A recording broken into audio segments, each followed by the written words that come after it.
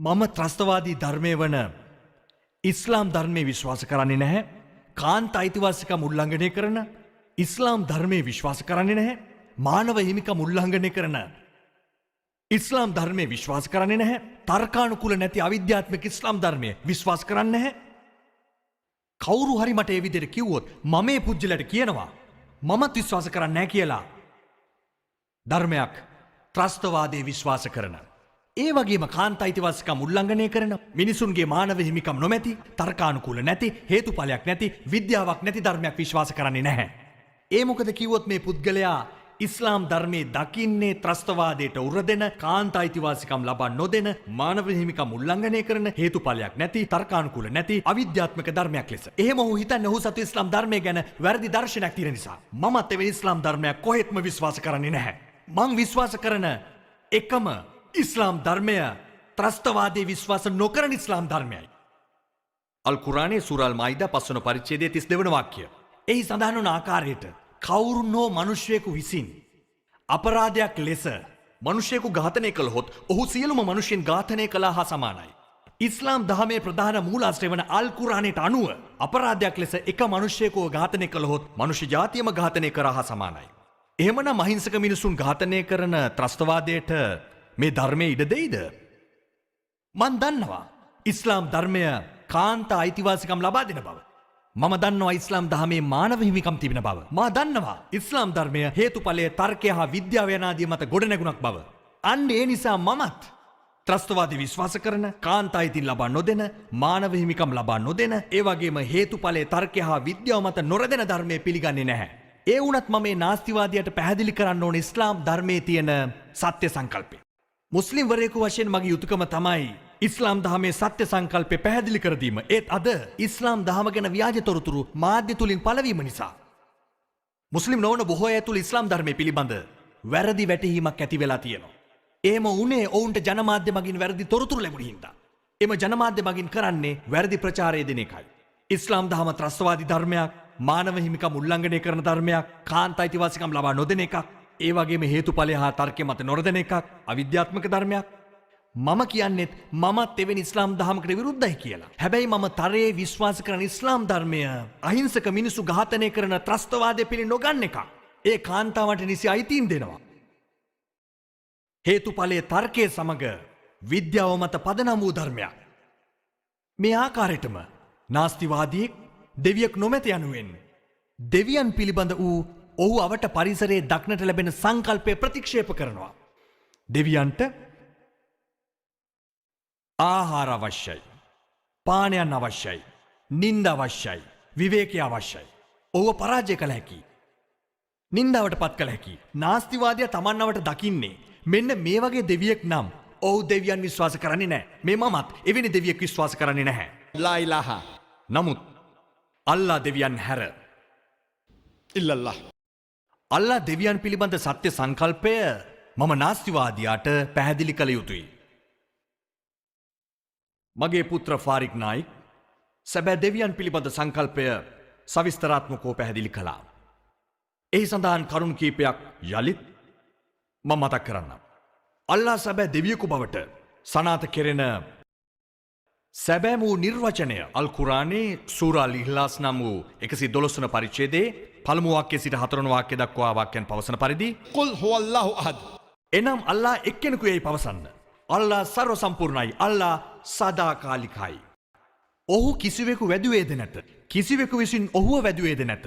ඔහුට ආදේශව කිසිවෙක් නැත. කිසිවෙක්ම නැහැ. මේ තමයි වාක්‍ය 4කින් සමන්විත නිර්වචනය. සර්ව බලධාරී අල්ලා දෙවියන් පිළිබඳ කවුරු හරි කෙනෙකු ඉදිරිපත් වෙලා Taman දෙවියෙකු යනුවෙන් ප්‍රකාශ කරනවා නම් එම අපේක්ෂකයාට මේ වාක්‍ය 4කින් සමන්විත නිර්වචනය ගැලපෙනවා නම් එම අපේක්ෂකයාව දෙවියෙකු වශයෙන් පිළිගන්න මුස්ලිම් අපගේ විරුද්ධත්වයක් නැහැ. පළමු ප්‍රකාශය කුල් හුවල්ලාහු අහද්. අල්ලාහව නොහු ඒකීයයි. දෙවැන්න අල්ලාහු සමද්. අල්ලා සර්ව සම්පූර්ණයි, සදාකාලීනයි. දෙවැන්න ලම් යලිද් වලම් යුලද්. කිසිවෙකු වැදුවේද නැත, වදනු ලැබුවේද නැත. වලම් යකුල් ලහු කුෆුවන් අහද්. සිව්වැන්න අසමසමයි. මේ තමයි වාක්‍ය 4 යුත් නිර්වචනය. අල්ලාහ් සුබ්හානහු වතාලා අල්ලා සර්ව බලධාරී. කිසියම් පුජ්‍යලෙක් ඉදිරිපත් වී Taman දෙවියෙක් බව පැවසුවහොත් එම පුද්ගලයාට මෙම වාක්‍ය 4කින් යුත් නිර්වචනය ගැලපෙනවා නම් එම අපේක්ෂකයාව දෙවියෙකු ලෙස පිළිගන්න මුස්ලිම්වරු වන අපගේ කිසිදු විරුද්ධත්වයක් නැහැ. සූරා ඉඛ්ලාස් නැමැති මෙම පරිච්ඡේදයේ දේවධර්ම ශාස්ත්‍රයේ උරගල වශයෙන් හඳුන්වන්න පුළුවන්. දේවධර්ම ශාස්ත්‍රය අනුව දෙවියන් පිළිබඳ හැදෑරීමයි. අල්ලා සර්ව බලධාරී. යම් අපේක්ෂකෙක් මේ වාක්‍ය හතරේ නිර්වචනයට සුදුසු නම් මුස්ලිම් අපගේ කිසිදු විරුද්ධත්වයක් නැහැ ඔහුව දෙවියෙකු වශයෙන් පිළිගන්නට. උදාහරණයක් හැටියට සමහර පුද්ගලයන් ඉන්නවා දෙවියන් හැටියට භගවාන් රජනීශ්ව පිළිගන්න. එක් සංවාදාත්මක අවස්ථාවක හින්දු සහෝදරයෙක් ප්‍රකාශ කළා අපි හින්දු භක්තිකයෝ වුවත් භගවාන් රජනීශ්ව දෙවියෙකු හැටියට පිළිගන්නේ නැහැ කියලා. මම කොහෙත්ම පැවසුවේ නැහැ හින්දු භක්තිකයින් භගවාන් රජනීශ්ව දෙවියෙකු ලෙස පිළිගන්නවා කියලා. මම හින්දු ග්‍රන්ථ කියවලා තියෙනවා. කිසිදු ධර්ම ග්‍රන්ථයක සඳහන් වෙලා නැහැ භගවාන් රජනීශ් දෙවියෙක් කියලා. මම මොකද්ද කිව්වේ? සමහර පුද්ගලයන් විශ්වාස කරනවා භගවාන් රජනීශ් දෙවියෙක් කියලා. අපි ඔහුව සූරා ඉඛ්ලාස් පරිච්ඡේදයේ නිර්වචනයට අනුව පරීක්ෂා කරලා බලමු. පළමු යන්න قل هو الله أحد. අල්ලාහ් දෙවියන් ඒකීයයි. එතකොට භගවාන් රජනීශ් ඒකීයද? තමන් දෙවියෙක් යයි ප්‍රකාශ කළ එකම පුද්ගලයා වූද? දහස් ගණන් මිනිසුන් දේවත්වය ප්‍රකාශ කර තිබෙනවා. මා මෙහි පැමිණියේ ඉන්දියාවේ ඉඳලා. ඔබෙහි සංචාරය කර බැලුවොත් පෙනේවි 100,000 ගණනින් මිනිස්සු දේවත්වය ප්‍රකාශ කර තිබෙනවා. භගවාන් රජනීශ් එසේ ප්‍රකාශ කළ එකම පුජ්‍යලයා නොවේ. ඒත් රජනීශ්ගේ භක්තිකීන් ඔහු අසහාය බව පවසනවා. ඔහු ඒකීයයි කියනවා. අපි දැන් ඊළඟ පරීක්ෂණයට යොමු වෙමු. الله الصمد. අල්ලා සර්ව සම්පූර්ණයි සදාකාලීනයි. එතකොට රජනීශ් සර්ව සම්පූර්ණ හා සදාකාලීනද?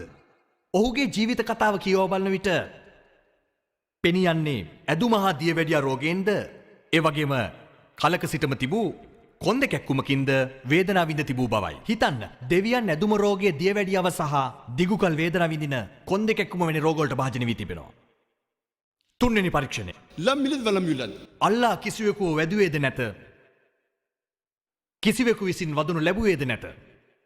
අපි දන්නවා භගවාන් රජනීශ් මධ්‍ය ප්‍රදේශයේ උපත ලැබූ බව. ඔහුට මවක්කා පියෙක් හිටියා. 1981 දී ඔහු ඇමරිකාවට ගොස් දහස් ගණනින් ඇමරිකානුවන් රොක් කරගත්තා. එහි ඔරගොන් ප්‍රාන්තයේ රජනේෂ්පුරම් යන නමින් ඔහුගේම ගම්මනක් පිහිටුව ගත්තා. පසුව ඇමරිකානු රජය විසින් ඔහු අත්අඩංගුවටගෙන සිරගත කළා. ඔහු පසුව පවසනු ලැබුවා ඇමරිකානු රජය තමන්ට විෂ දුන් බව. හිතන්න දෙවියන් විෂ පෙවීමකට භාජනය වීම ගැන. 1985 දී ඇමරිකානු රජය ඔහු ඇමරිකාවෙන් එළවා දැමූ අතර නැවත ඉන්දියාවට පැමිණ කලින් ඔහුගේ මධ්‍යස්ථානයේ පිහිටා තිබුණ මහාරාෂ්ට්‍ර ප්‍රාන්තයේ පූනා නගරයට ගොස් නැවතත් ඔහු එහි ඔහුගේ මධ්‍යස්ථාන ආරම්භ කළා. අද එය ඕෂෝ නමින් හඳුන්වනවා. ඕෂෝ කමියුන්. ඔබ පූනාවලට ගියොත් ඔහුගේ සමාධියේ සඳහන් කරලා තියෙනවා භගවාන් රජනීශ් ඕෂෝ කවදාවත් ඉපදුනේ නැත, කවදාවත් මිය ගියේ නැත. ඒත් පෘථිවියට ප්‍රවේශ වුණා 1931 දෙසැම්බර් මාස 11 වෙනිදා සිට 1990 ජනවාරි මාස 19 වෙනිදා තෙක් කවදාවත් ඉපදුනේත් නැහැ, මිය ගියෙත් නැහැ. ඒත් ඔහු පෘථිවියට ආවලු 1931 දෙසැම්බර් 11 වෙනිදා සිට 1990 ජනවාරි 19 වෙනිදා දක්වා. ඒත් සඳහන් කරන්න අමතක වෙන්නේ නැති ඔහුගේ සමාධියේ ඔහුට වීසා නොලැබුණු බව රටවල් 21කට ඇතුල් වෙන්න. පොඩ්ඩක් හිතලා බලන්න දෙවියන්ට පෘථිවියට පැමිණ විවිධ රටවලට ඇතුල් වෙන්න වීසා අවශ්‍යද? ඒ වගේම ග්‍රීසියේ නායක බිෂොප්තුමා වරක් පැවසුවා ඒ රටින් රජනීශව පළව හැරියේ නැත්නම් ඒ අයගේ අනුගාමිකයන්ගේ නිවෙස් පුලුස්සා දමනවා කියලා. අවසාන පරීක්ෂණය. ولم يكن له كفوا أحد. බොහොම බරපතලයි. සැබෑ දෙවියන්ට හැර ඉන් කිසිවෙකුටත් සමත් වෙන්න බෑ. දෙවියන්ව මේ ලෝකේ කිසියම් දෙයකට උපමා කරන්න පුළුවන් නම් ඔහු දෙවියෙක් නොවේ. ولم يكن له كفوا أحد. ඔහුට සමාන කිසිවෙක් නැහැ. අපි දන්නවා රජනීෂ්ට අනිත් මිනිස්සුන්ට වගේ ඇස් දෙකක් තිබුණා, නාසයක් තිබුණා, අත් දෙකක් තිබුණා, දිග රැවුලක් තිබුණා. දෙවියන්ට මේ ලෝකේ මොනියම් හෝ දෙයක් උපමා කරන්න පුළුවන් නම් ඔහු දෙවියෙක් නෙමෙයි. ولم يكن له كفوا أحد. උදාහරණයක් හැටියට කවුරුන් හෝ කිව්වොත් දෙවියන් දහස් ගුණයකටත් වඩා ශක්තිමත් කියලා ආනෝල්ඩ් ෂ්වාසෙනගර් වගේ. ඔබ අහලා ඇති ආනෝල්ඩ් ෂ්වාසෙනගර් ගැන. ඔහු කිරුළ ලබා ගත්තා මිස්ටර් යුනිවර්ස්. ඒ කියන්නේ විශ්වයේ ශක්තිමත්ම මිනිසා ලෝකයේ ශක්තිවන්තයා. දෙවියන්ව මේ ලෝකයේ යම්කිසි දෙයක් සමග සැසඳිය හැකි නම් දහස් ගුණයක් වේවා, එහෙම නැත්නම් මිලියන ගුණයක් වේවා, ආනෝල්ඩ් ෂ්වාසෙනගර් හෝ දාරා සිං හෝ කිං කොං හෝ වේවා, දෙවියන්ව මේ ලෝකේ කිසියම් දෙයක් සමග සංසන්දනය කළ හැකි නම් ඔහු දෙවියෙක් නොවේ. ولم يكن له كفوا أحد. ඔහුට සමාන කිසිවක් නැහැ. මේ තමයි වාක්‍ය හතරේ නිර්වචනය. الله سبحانه وتعالى. සර්ව බලධාරී අල්ලා පිළිබඳ අපට පුළුවන් නම් ඔප්පු කරන්න නාස්තිවාදියට දෙවියන් පිළිබඳ වූ සංකල්පය මෙයයි කියලා නියත වශයෙන්ම ඔහු ඒ ප්‍රතික්ෂේප කරන්නේ නැහැ. දෙවියන් පිළිබඳ සත්‍ය සංකල්පය අපි දකින්නේ මොනවද? අපි අවට තියෙන දේවල් පිළිබඳව. නාස්තිවාදී අවට දකින්නේ ව්‍යාජ දෙවියන් පිළිබඳ සංකල්පයක්. එනම් දෙවියන් පරාජය කළ හැකි, දෙවියන්ට රිදවිය හැකි, දෙවියන්ට උදව් අවශ්‍යයි, දෙවියන්ට කෑම අවශ්‍යයි, දෙවියන්ට නින්ද අවශ්‍යයි, විවේකී අවශ්‍යයි. ඉතින් මේ නාස්තිවාදියා තර්කානුකූලව පවසන්නේ දෙවියන් කෙසේ පිළිගන්නද කියලයි. විවේකය, ආහාරපාන, නින්ද අවශ්‍ය, උදව් අවශ්‍ය, සර්ව ශක්තියක් නොමැති, සර්ව සම්පූර්ණ නොවන, අමරණීය නොවන කෙනෙක් දෙවියන් ලෙස පිළිගන්නේ කෙසේද කියා. නාස්තිවාදියා දෙවියන් ප්‍රතික්ෂේප කරන්න හේතුව මේකයි. ඒ තමයි ඉස්ලාම් ධර්මයේ මූලික හරය වන ශහදාවේ ලා ඉලාහා යන පළමු කොටසේ සඳහන් වෙන්නේ. ඒ හින්දා ඕනම කෙනෙක් තර්කයේ විශ්වාස කරනවා නම්, ඕනෑම ධර්මග්‍රන්ථයක් විශ්වාස කරනවා නම් දෙවියන් පිළිබඳ සැබෑ සංකල්පය පිළිගත යුතුයි. මෙහෙමයි. නාස්තිවාදීන් ගොඩක් ඉන්නවා. එයිනුත් බොහෝ දෙනෙක්ම විශ්වාස කරනවා විද්‍යාව. ඔවුන්ට විද්‍යාව තමයි එකම පරීක්ෂණ ක්‍රමය. ඔවුන් මට පවසනවා, සාකිර් සහෝදරයා, ඔබ දෙවියන් පිළිබඳ සංකල්පය විද්‍යාවෙන් ඔප්පු කරන්න, එවිට අපි පිළිගන්නම් කියලා. බොහෝ නාස්තිවාදීන්ට කළ හැකි එකම පරීක්ෂණය තමයි විද්‍යාව. මොකද අද විද්‍යාව හා තාක්ෂණ යුගයයි. ඉන්ෂාල්ලා දැන් මගේ කතාව ඊළඟ කොටසින් සනාථ කරන්නම් විද්‍යාත්මක අදේවවාදීන්ට. එනම් විද්‍යාව විශ්වාස කරන නාස්තිවාදීන්ට අල් කුරානය හා නූතන විද්‍යාව තුලින්. අල් කුරානය හා නූතන විද්‍යාව ඇසුරෙන් මම එය සනාථ කරන්නම්. සියල්ලටම විද්‍යාව මූලිකයි විශ්වාස කරන නාස්තිවාදියාගෙන් මම අහන්නේ, ඔබ ඉදිරියට යම් උපකරණයක් රැගෙන ආවොත් එය මේ ලෝකේ මීට පෙර කවුරුත් දැක නැති උපකරණයක්. එවැනි උපකරණයක් මේ නාස්තිවාදය ඉදිරියට ගෙනාවොත් කාටද එහි ක්‍රියාකාරීත්වය ගැන කියන්න පුළුවන්? මීට පෙර කවුරුවත් දැක නැති මේ උපකරණයේ ක්‍රියාකාරීත්වය ගැන පැවසිය හැකි මුල්ම පුද්ගලයා කවුද? මීට පෙර මේ ලෝකේ කවුරුවත් දැක නැති උපකරණයේ ක්‍රියාකාරීත්වය කියන්න පුළුවන් පළමු පුද්ගලයා කවුරුදයි කියා. ඔබ නාස්තිවාදියෙකුගෙන් ඇසුවොත් ඔහු කවුරුන් ගැන කියයිද? මේ ලෝකේ මීට කලින් කවුරුවත් දැක නැති උපකරණයක ක්‍රියාකාරීත්වය ගැන කාටද මුලින්ම කියන්න පුළුවන්? පුළුවන් දනුමන කරන්න. මෙතන කාට හරි පුළුවන් දනුමන කරන්න. නිෂ්පාදකයා බොහොම හොඳයි. මාෂාල්ලා. පිළිතුරු නිවැරදි. වෙනත් පිළිතුරු තිබෙනවද? මැවුම්කරු බොහොම හොඳයි. මාෂල්ලා. කොළඹ මිනිස්සු බොහොම බුද්ධිමත්. නිෂ්පාදකයා, මැවුම්කරු, සෑදූ තැනැත්තා, සොයාගත් පුද්ගලයා, නිපදවන්නා මීට කලින් කවදාවත් දැක නැති උපකරණයක ක්‍රියාකාරීත්වය පැවසිය හැකි ප්‍රථම පුද්ගලයා කවුදයි නාස්තිවාදයෙකුගෙන් ඇසූ විට මීට පෙර දැක නැති උපකරණයක් ගැන ඔහු දෙන පිළිතුර වන්නේ නිෂ්පාදකයා, මැවුම්කරු, සොයාගත් තැනැත්තා, සෑදූ තැනැත්තා, නිපදවන්නා. මේ හා සමාන දෙයක්. මේ උදාහරණ ඔබේ මතකයේ තබා ගන්න. මීට පෙර කවුරුත් නොදන්නා උපකරණයක ක්‍රියාකාරීත්වය ගැන පැවසිය හැකි ප්‍රථම පුද්ගලයා වන්නේ නිෂ්පාදකයා, මැවුම්කරු, සෑදූ තැනැත්තා, සොයාගත් තැනැත්තා සහ නිපදවන්නා. ඒ ගැන පැවසිය හැකි දෙවන පුද්ගලයා වියුත්තේ මැවුම්කරුවා විසින් විස්තර කරන ලද පුද්ගලයයි. එහෙත් ප්‍රථම පුද්ගලයා වන්නේ මැවුම්කරුවා, සොයාගත් පුද්ගලයා, සෑදූ තැනැත්තා, නිෂ්පාදකයා හා සමාන දෙයක්. මෙයත් ඔබේ මතකයේ තබා ගන්න. නාස්තිවාදියාගේ ඊළඟට අහන ප්‍රශ්නේ තමයි කොහොමද මෙම විශ්වයේ බිහි වුණේ කියන එක. නාස්තිවාදියා කියයි සියල්ලම එකම තාරකාවක් ලෙස තිබූ බව. එකම තාරකාවක් ලෙස තිබූ මුළු විශ්වයම පසුව වෙන්වන්නට උන බව කියයි. බිග් බෑන් නම් මහා පිපුරුම්වාදයෙන් මන්දාකිනි තාරකා අපි ජීවත් වෙන පෘථිවියද බිහි වුණා කියලා නාස්තිවාදියා කියයි. ඔබ මේ ගැන දැනගත්තේ කවදාදැයි නාස්තිවාදියෙකුගෙන් විමසූ විට ඔහු මෙවැන්නක් පවසාවි.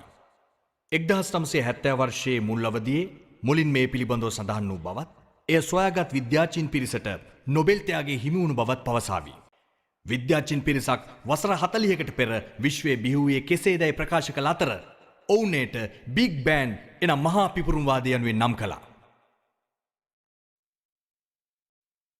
මම මේ නාස්තිවාදියාට ඔහු වසර 40කට පෙර සොයාගත් දේ ගැන මෙසේ පවසන්නම්. බිග් බෑන් හෙවත් මහා පිපුරුම්වාදය ලෙස ඔබ හඳුන්වන දේ සඳහන් වී තිබෙනවා මම කියවන ශුද්ධ වූ අල් කුරානයේ. ඒ වසර 1400කට පෙර ආතුව සූරා අල් අන්බියා 21 වන පරිච්ඡේදයේ 30 වන වාක්‍යයේ මෙන්න මේ ආකාරයට සඳහන් වෙනවා. අහස් හා පොළොව එක් වී තිබී පසුව අපි එය වෙන් කළ බව දෙවියන් ප්‍රතික්ෂේප කරන අය සිතා බැලිය යුතු නොවේද යනුවෙන් සඳහන් වෙනවා. ඔබ ඔය ප්‍රකාශ කරන වසර 40කට පෙර සොයාගත් බිග් බෑන් හෙවත් මහා පිපුරුම්වාදයේ නැමැති දෙය ශුද්ධ වූ අල් කුරානයේ සඳහන් වෙනවා වර්ෂ 1400කට කලින්ම. එය අල් කුරානයේ සඳහන් කරන්නේ නැත්තේ කවුරුන්ද? නාස්තිවාදියා පවසයි කවුරුන් හරි ලියන්න ඇති. එහෙම නැත්නම් හම්බෙන් වෙන්නේ නැති. නැත්නම් අනුමානයක්. ප්‍රශ්නයක් නැහැ. වාද කරන්න එපා. ඔහුගෙන් නොකොඩවාම අසන්න. එම නාස්තිවාදියාගෙන් සඳේලිය ගැන අහලා බලන්න. ඒ චන්ද්‍රයාම විහිදුනවද? එළිය පරාවර්තනය වන්නක්ද යන්න. ඔහු පවසයි මීට කලින් මිනිසුන් සිතාගෙන සිටියේ චන්ද්‍රයාගේ එළිය එයටම හිමි ආලෝකයක් බවයි. ඒ වුණත් දැනට වසර 200කට 300කට පෙර අපි දැනගත්තා සඳේ එළිය එයටම හිමි නැති අතර ඒ ප්‍රතිබිම්බයක ආලෝකයක් බව. මාහුට පවසනවා වසර 200කට 300කට කලින් ඔබ මෑතකදී දැනගත් දේ වසර 1400කට පෙර ශුද්ධ අල් කුරානයේ සඳහන් වී තිබෙනවා කියා.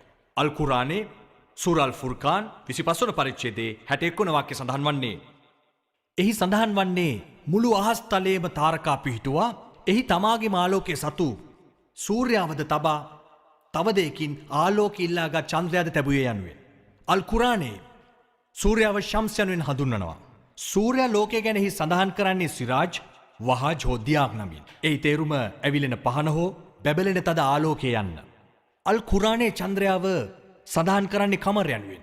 එහි ආලෝකයේ සෑම විටම මුනිර් හෝ නූර් යනුවෙන් හැඳින්වෙනවා. එනම් තවත් දෙයකින් ලබා ගන්නා ආලෝකය ලෙස. මේ සූරා අල් ෆුර්කාන් නම් 25 වන පරිච්ඡේදයේ 61 වන වාක්‍යය ප්‍රකාශ වනවා. මීට අමතරව සූරා යුනුස් නම් 10 වන පරිච්ඡේදයේ 5 වන වාක්‍යයේද සූරා නහල් නම් 16 වන පරිච්ඡේදයේ 15 වන වාක්‍යයේද ඒ වගේම සූරා නූහි 71 වන පරිච්ඡේදයේ 14 සහ 15 වාක්‍යයන් වලද චන්ද්‍රාලෝකයට හිමි නොවන ප්‍රතිබිම්බක එළියක් බව සඳහන් වෙනවා. කවුද අල් කුරානයේ සඳහන් කරන්නේ නැත්තේ වසර 1400කට පෙර චන්ද්‍රාලෝකයේ සතු ආලෝකයක් නොවන බව හා එය ප්‍රතිබිම්බක ආලෝකයක් බව. එවිට නාස්තිවාදය මොහොතකට නවතී. සමහර විට ඔහු පසුව පවසයි ඔබේ මුහම්මද් නබිතුමන් මේ රචනා කරන්න නැත්තේ අද්විතීය නුවණකින් යුතුව බව. වාද කරන්න එපා. නොකොඩවා කරගෙන යන්න. මම නාස්තිවාදයට පවසනවා මගේ පාසල් කාලය ගැන. 1982 දී මම 10 වෙනි ශ්‍රේණියේ සමත්. එවිට මම විද්‍යාව හා භූගෝල විද්‍යාවෙන් ඉගෙනගත් පරිදි සූර්යා විශ්වයේ වටා භ්‍රමණය වුවත් සූර්යා තම කක්ෂයේ වටා භ්‍රමණය නොවේ. එවිට නාස්තිවාදය විමසයි අල් කුරානයේ එහෙමද සඳහන් වෙන්නේ කියලා. ඒ කියන්නේ සූර්යා තම කක්ෂයේ වටා භ්‍රමණය නොවන බව නෑ මම කියන එක පාසලෙන් ඉගෙනගත්ත දෙයක් කියලා. 1982 දී ඒ වසර 28කට පෙර පාසල් කාලයේදී මම ඉගෙන ගත්තා සූර්යා විශ්වයේ වටා භ්‍රමණය වුවත් ඒ තම කක්ෂයේ වටා භ්‍රමණය නොවන බව. ඒත් අල් කුරානයේ සූරා අල් අන්බියා නම් වූ 21 වන පරිච්ඡේදයේ 33 වන වාක්‍යය සඳහන් වෙන්නේ هو الذي خلق الليل والنهار ඔහු මවනු ලැබුවා උදෑසන සහ රාත්‍රියත් والشمس والقمر සූර්යයා සහ චන්ද්‍රයාත්. كل في فلك يسبحون. සූර්යයි චන්ද්‍රයයි තමන්ගේ චලනයන් සමග කක්ෂයේ ගමන් කරන්නෝය. මෙහි යස්බහූන් නැමැති අරාබි පදය යොදා තිබෙනවා. ඒ සභා යන මුල් පදයෙන් නිර්මාණය වූවක්. එයින් අදහස් කරන්නේ චලනය වන දෙයක ගමන් කිරීමක්. මා මේ වචන දෙක යස්බහූන් නැත්තම් සභා යෙදූ විට පොළවේ සිටින යම් කිසි පුද්ගලයෙකුට එහි අර්ථය වන්නේ ඔහු මිහිපිට පෙරලෙන බව නොවේ. එයින් අදහස් වන්නේ ඔහු ඇවිදිනවා හෝ දුවනවා යන්නයි. ඒ වගේ මෙම වචනේ ජලයේ සිටින කෙනෙකුට යෙදුවොත් එයින් අදහස් වන්නේ නැහැ ඔහු පාවෙනවා කියා. අදහස් වන්නේ පීනන බවයි. මේ ආකාරයටම අල් කුරානයේ මෙම චලනයේ ග්‍රහ වස්තුවක් සම්බන්ධ යෙදූ විට ඒ අහසේ පියාඹන බවට අදහස් වන්නේ. ඉන් අදහස් වන්නේ මෙන්න මෙයයි. තම කක්ෂය වටා භ්‍රමණය වෙමින් ගමන් කරන බවයි. අල් කුරානයේ පවසනවා සූර්යා හා චන්ද්‍රයා තම කක්ෂය වටා භ්‍රමණය වෙමින් ගමන් කරන බව. අද වන විට සුවිශේෂ උපකරණ ආධාරයෙන් ඔබට පුළුවන් දැන් සූර්යාගේ ඡායාරූප ලබා ගන්න. අපට දකින්න පුළුවන් සූර්යා සතෝ කළු පැහැති ලප තිබෙන බව. මේ කළු ලපවලට එක් වටයක් සම්පූර්ණ කිරීමට දින 25ක තරම් කාලයක් ගත වෙනවා. අන්න එම නිසා සූර්යයාට තම කක්ෂය වටේ එක් වටයක් යාම සඳහා දින 25ක තරම් කාලයක් ගත වන බව පැහැදිලි වෙනවා. වර්තමානයේ ගියොත් පාසල්වලට දකින්න පුළුවන් මේ දේ පාසල් පෙළපොත්වල සඳහන් වී තිබෙන ආකාරය. සූර්යයා එක්තැනක රැඳෙන වස්තුවක් නොව ඒ තම කක්ෂය වටා භ්‍රමණය වන බවෙහි සඳහන්. ඔබ මීට පෙර දැනගත්තේ වසර 30කට පෙර, වසර 40කට පෙර ශුද්ධ අල් කුරානයේ සඳහන් වෙනවා වසර 1400කට පෙර සිටම. අල් කුරානයේ මේ සඳහන් කරන්නේ නැත්තේ කවුද? සූර්යයා තම කක්ෂය වටා ගමන් කරයි. දැන් නාස්තිවාදියා නිහඬයි. ඔහුගේ පිළිතුරු වෙනුවෙන් නොකඩවා කරගෙන යන්න. අද විද්‍යාඥයින් පවසන්නේ අපට ලැබෙන සූර්යාලෝකය රසායනික ප්‍රතික්‍රියාවක ප්‍රතිඵලයක් බවයි. මෙය මීට වසර බිලියන ගණනාවකට පෙර සිටම සිදුවන අතර එක් දිනක මෙම රසායනික ප්‍රතික්‍රියාව ක්‍රියාවිරහිත වෙනවා. සූර්යයා අජීවමාන වෙනවා. ඒ ආකාරයෙන්ම පෘථිවියද අජීවමාන වෙනවා. නමුත් ඒ සඳහා තවත් වසර බිලියන ගණනාවක් ගත වන බව පවසනවා. මෙය මීට සියවස් කිහිපයකට පෙර විද්‍යාඥයින් විසින් සොයාගත්ත දෙයක්. වසර 1400කට පෙර අල් කුරානයේ සූරා යාසින්හි 36 වන පරිච්ඡේදයේ 38 වාක්‍යය සඳහන්. والشمس تجري لمستقر لها. එම වාක්‍යයේ සඳහන් වන්නේ මෙහෙමයි. නියමිත කාල පරිච්ඡේදයකට, නියමිත වාර ගණනකට, නියමිත ස්ථානයට සූර්යයා ගමන් ගනී. දවසක සූර්යයා මේ විශ්වයෙන් නැති වී යන බවයි. ඒ කියන්නේ සූර්යයා తాවකාලිකයි. එමෙන්ම නූතන විද්‍යාව පවසන ආකාරයට සූර්යයා ඇතුළු ග්‍රහවස්තුන් විශ්වයේ නියමිත ලක්ෂයකට ගමන් කරනවා. එතනට කියන්නේ හර්කියුලින් කියලා. එනම් ඇල්ෆා ලයිරා. තත්පරයට සැතපුම් 12ක වේගයකින් මෙය සෝල් ඇපෙක්ස් නම් තැනට ළඟා වෙනවා. කුරානයේ සඳහන් පරිදි සූර්යයා එක් නියමිත ස්ථානයක සිට තවත් නියමිත ස්ථානයක් කරා ගමන් කරනවා. නූතන විද්‍යාව පවසන්නේත් එයයි. අද නූතන විද්‍යාව පවසන දෙය වසර 1400කට පෙරම කුරානයේ සඳහන් වුණා. ඒ ආකාරයට කුරානයේ කවුරු නම් සඳහන් කරන්නේ නැද්ද? නාස්තිවාදියා නිහඬ වෙයි. ඔබ ඔහුගේ පිළිතුර වෙනුවෙන් රැඳී නොසිටින්න. නූතන විද්‍යාව පවසන ආකාරයට පෘථිවියට ඉහළින් වායුගෝලීය ස්තරයක් තිබෙනවා. එමගින් අහිතකර කිරණ පෘථිවියට පැමිණීම වළක්වනවා. මෙම වායුගෝලීය ස්තරය නොතිබුණේ නම් අල්ට්‍රාවයලට් කිරණ, ඒ වගේම එක්ස් කිරණ පෘථිවියට ඇතුල් වී පෘථිවි තලය සත්වයාට ජීවත් වීමට නොසුදුසු තැනක් බවට පත් කරනු ඇති. පෘථිවිය ජීවත් වීමට සුදුසු තැනක් බවට පත් කරන්නේ මෙම වායුගෝලීය ස්තරය මගින් පමණයි. කුරානයේ සූරා අල් අන්බියා පරිච්ඡේද අංක 21 32 වන වාක්‍යයේ සඳහන් පරිදි ඔහු අහස මැව් අතර එය ආරක්ෂාකාරී වහලක් බවට පත් කර ඇත. කුරානයේ වසර 1400කට පෙරම අහස ආරක්ෂිත වහලක් ලෙස මව ඇති බව සඳහන් වෙනවා. වසර 50කට වසර 100කට පෙරයි නූතන විද්‍යාව එය සොයාගෙන තියෙන්නේ. මම පොඩි ප්‍රශ්නයක් අහන්නද? ලෝකේ පදාර්ථ කීයක් තිබෙනවද? ලෝකේ පදාර්ථ කීයක් තිබෙනවද? අපි පාසලේ ඉගෙන ගත්තා. පදාර්ථ කීයක් තිබෙනවද? කීයක්ද? 3යි. ඝන, ද්‍රව හා වායු. නිවැරදිද? වැරදිද? නිවැරදිද? පදාර්ථ කීයක් තිබෙනවද? වැඩි දෙනෙක් නම් කියන්නේ 3ක් කියලා. එක්කෙනෙක් නම් 4ක් කියනවා මට ඇහෙනවා. මම පාසලෙදි ඉගෙන ගත්තේ පදාර්ථ 3ක් තිබෙන බවයි. ඝන, ද්‍රව, වායු. විද්‍යාඥයින් පවසන්නේ මෙම අභ්‍යවකාශයෙන් පිට සංවිධානාත්මක තාරකා මණ්ඩලයේ ශුන්‍ය ප්‍රදේශ තිබෙන බවයි. නමුත් මෑතකදී එනම් දශක කිහිපයකට ඉහතදී විද්‍යාඥයින් සොයාගත්තා තවත් පදාර්ථයක් තිබෙන බව. මේ සංවිධානාත්මක තාරකා මණ්ඩලයෙන් එපිට ඔවුන් එය හඳුන්වන්නේ ප්ලාස්මා නමින්. එම විද්‍යාඥයින් එය 4වෙනි පදාර්ථය ලෙස හඳුන්වනවා. කුරානයේ ගැන සඳහන් සූරා ෆුර්කාන් පරිච්ඡේද අංක 25 59 වන වාක්‍යය. ඔහු ආකාශය හා පොළොව මැව් අතර ඒවා අතර සමාන්තර දෑ මැව්වේය. කුරානයේ පවසන ආකාරයට අභ්‍යවකාශයේ ශුන්‍ය ප්‍රදේශ ගැන පමණක් නොවේ. වර්තමානයේ විද්‍යාඥයින් විසින් හතරවෙනි පදාර්ථය ලෙස හඳුන්වන ප්ලැස්මා ගැනත් සඳහන් වෙනවා. දශක කිහිපයකට පෙර විද්‍යාඥයන් සොයාගත් දේ වසර 1400කට පෙර කුරානයේ සඳහන් වෙලා තියෙනවා. කවුද ඒ විදිහට සටහන් කළේ?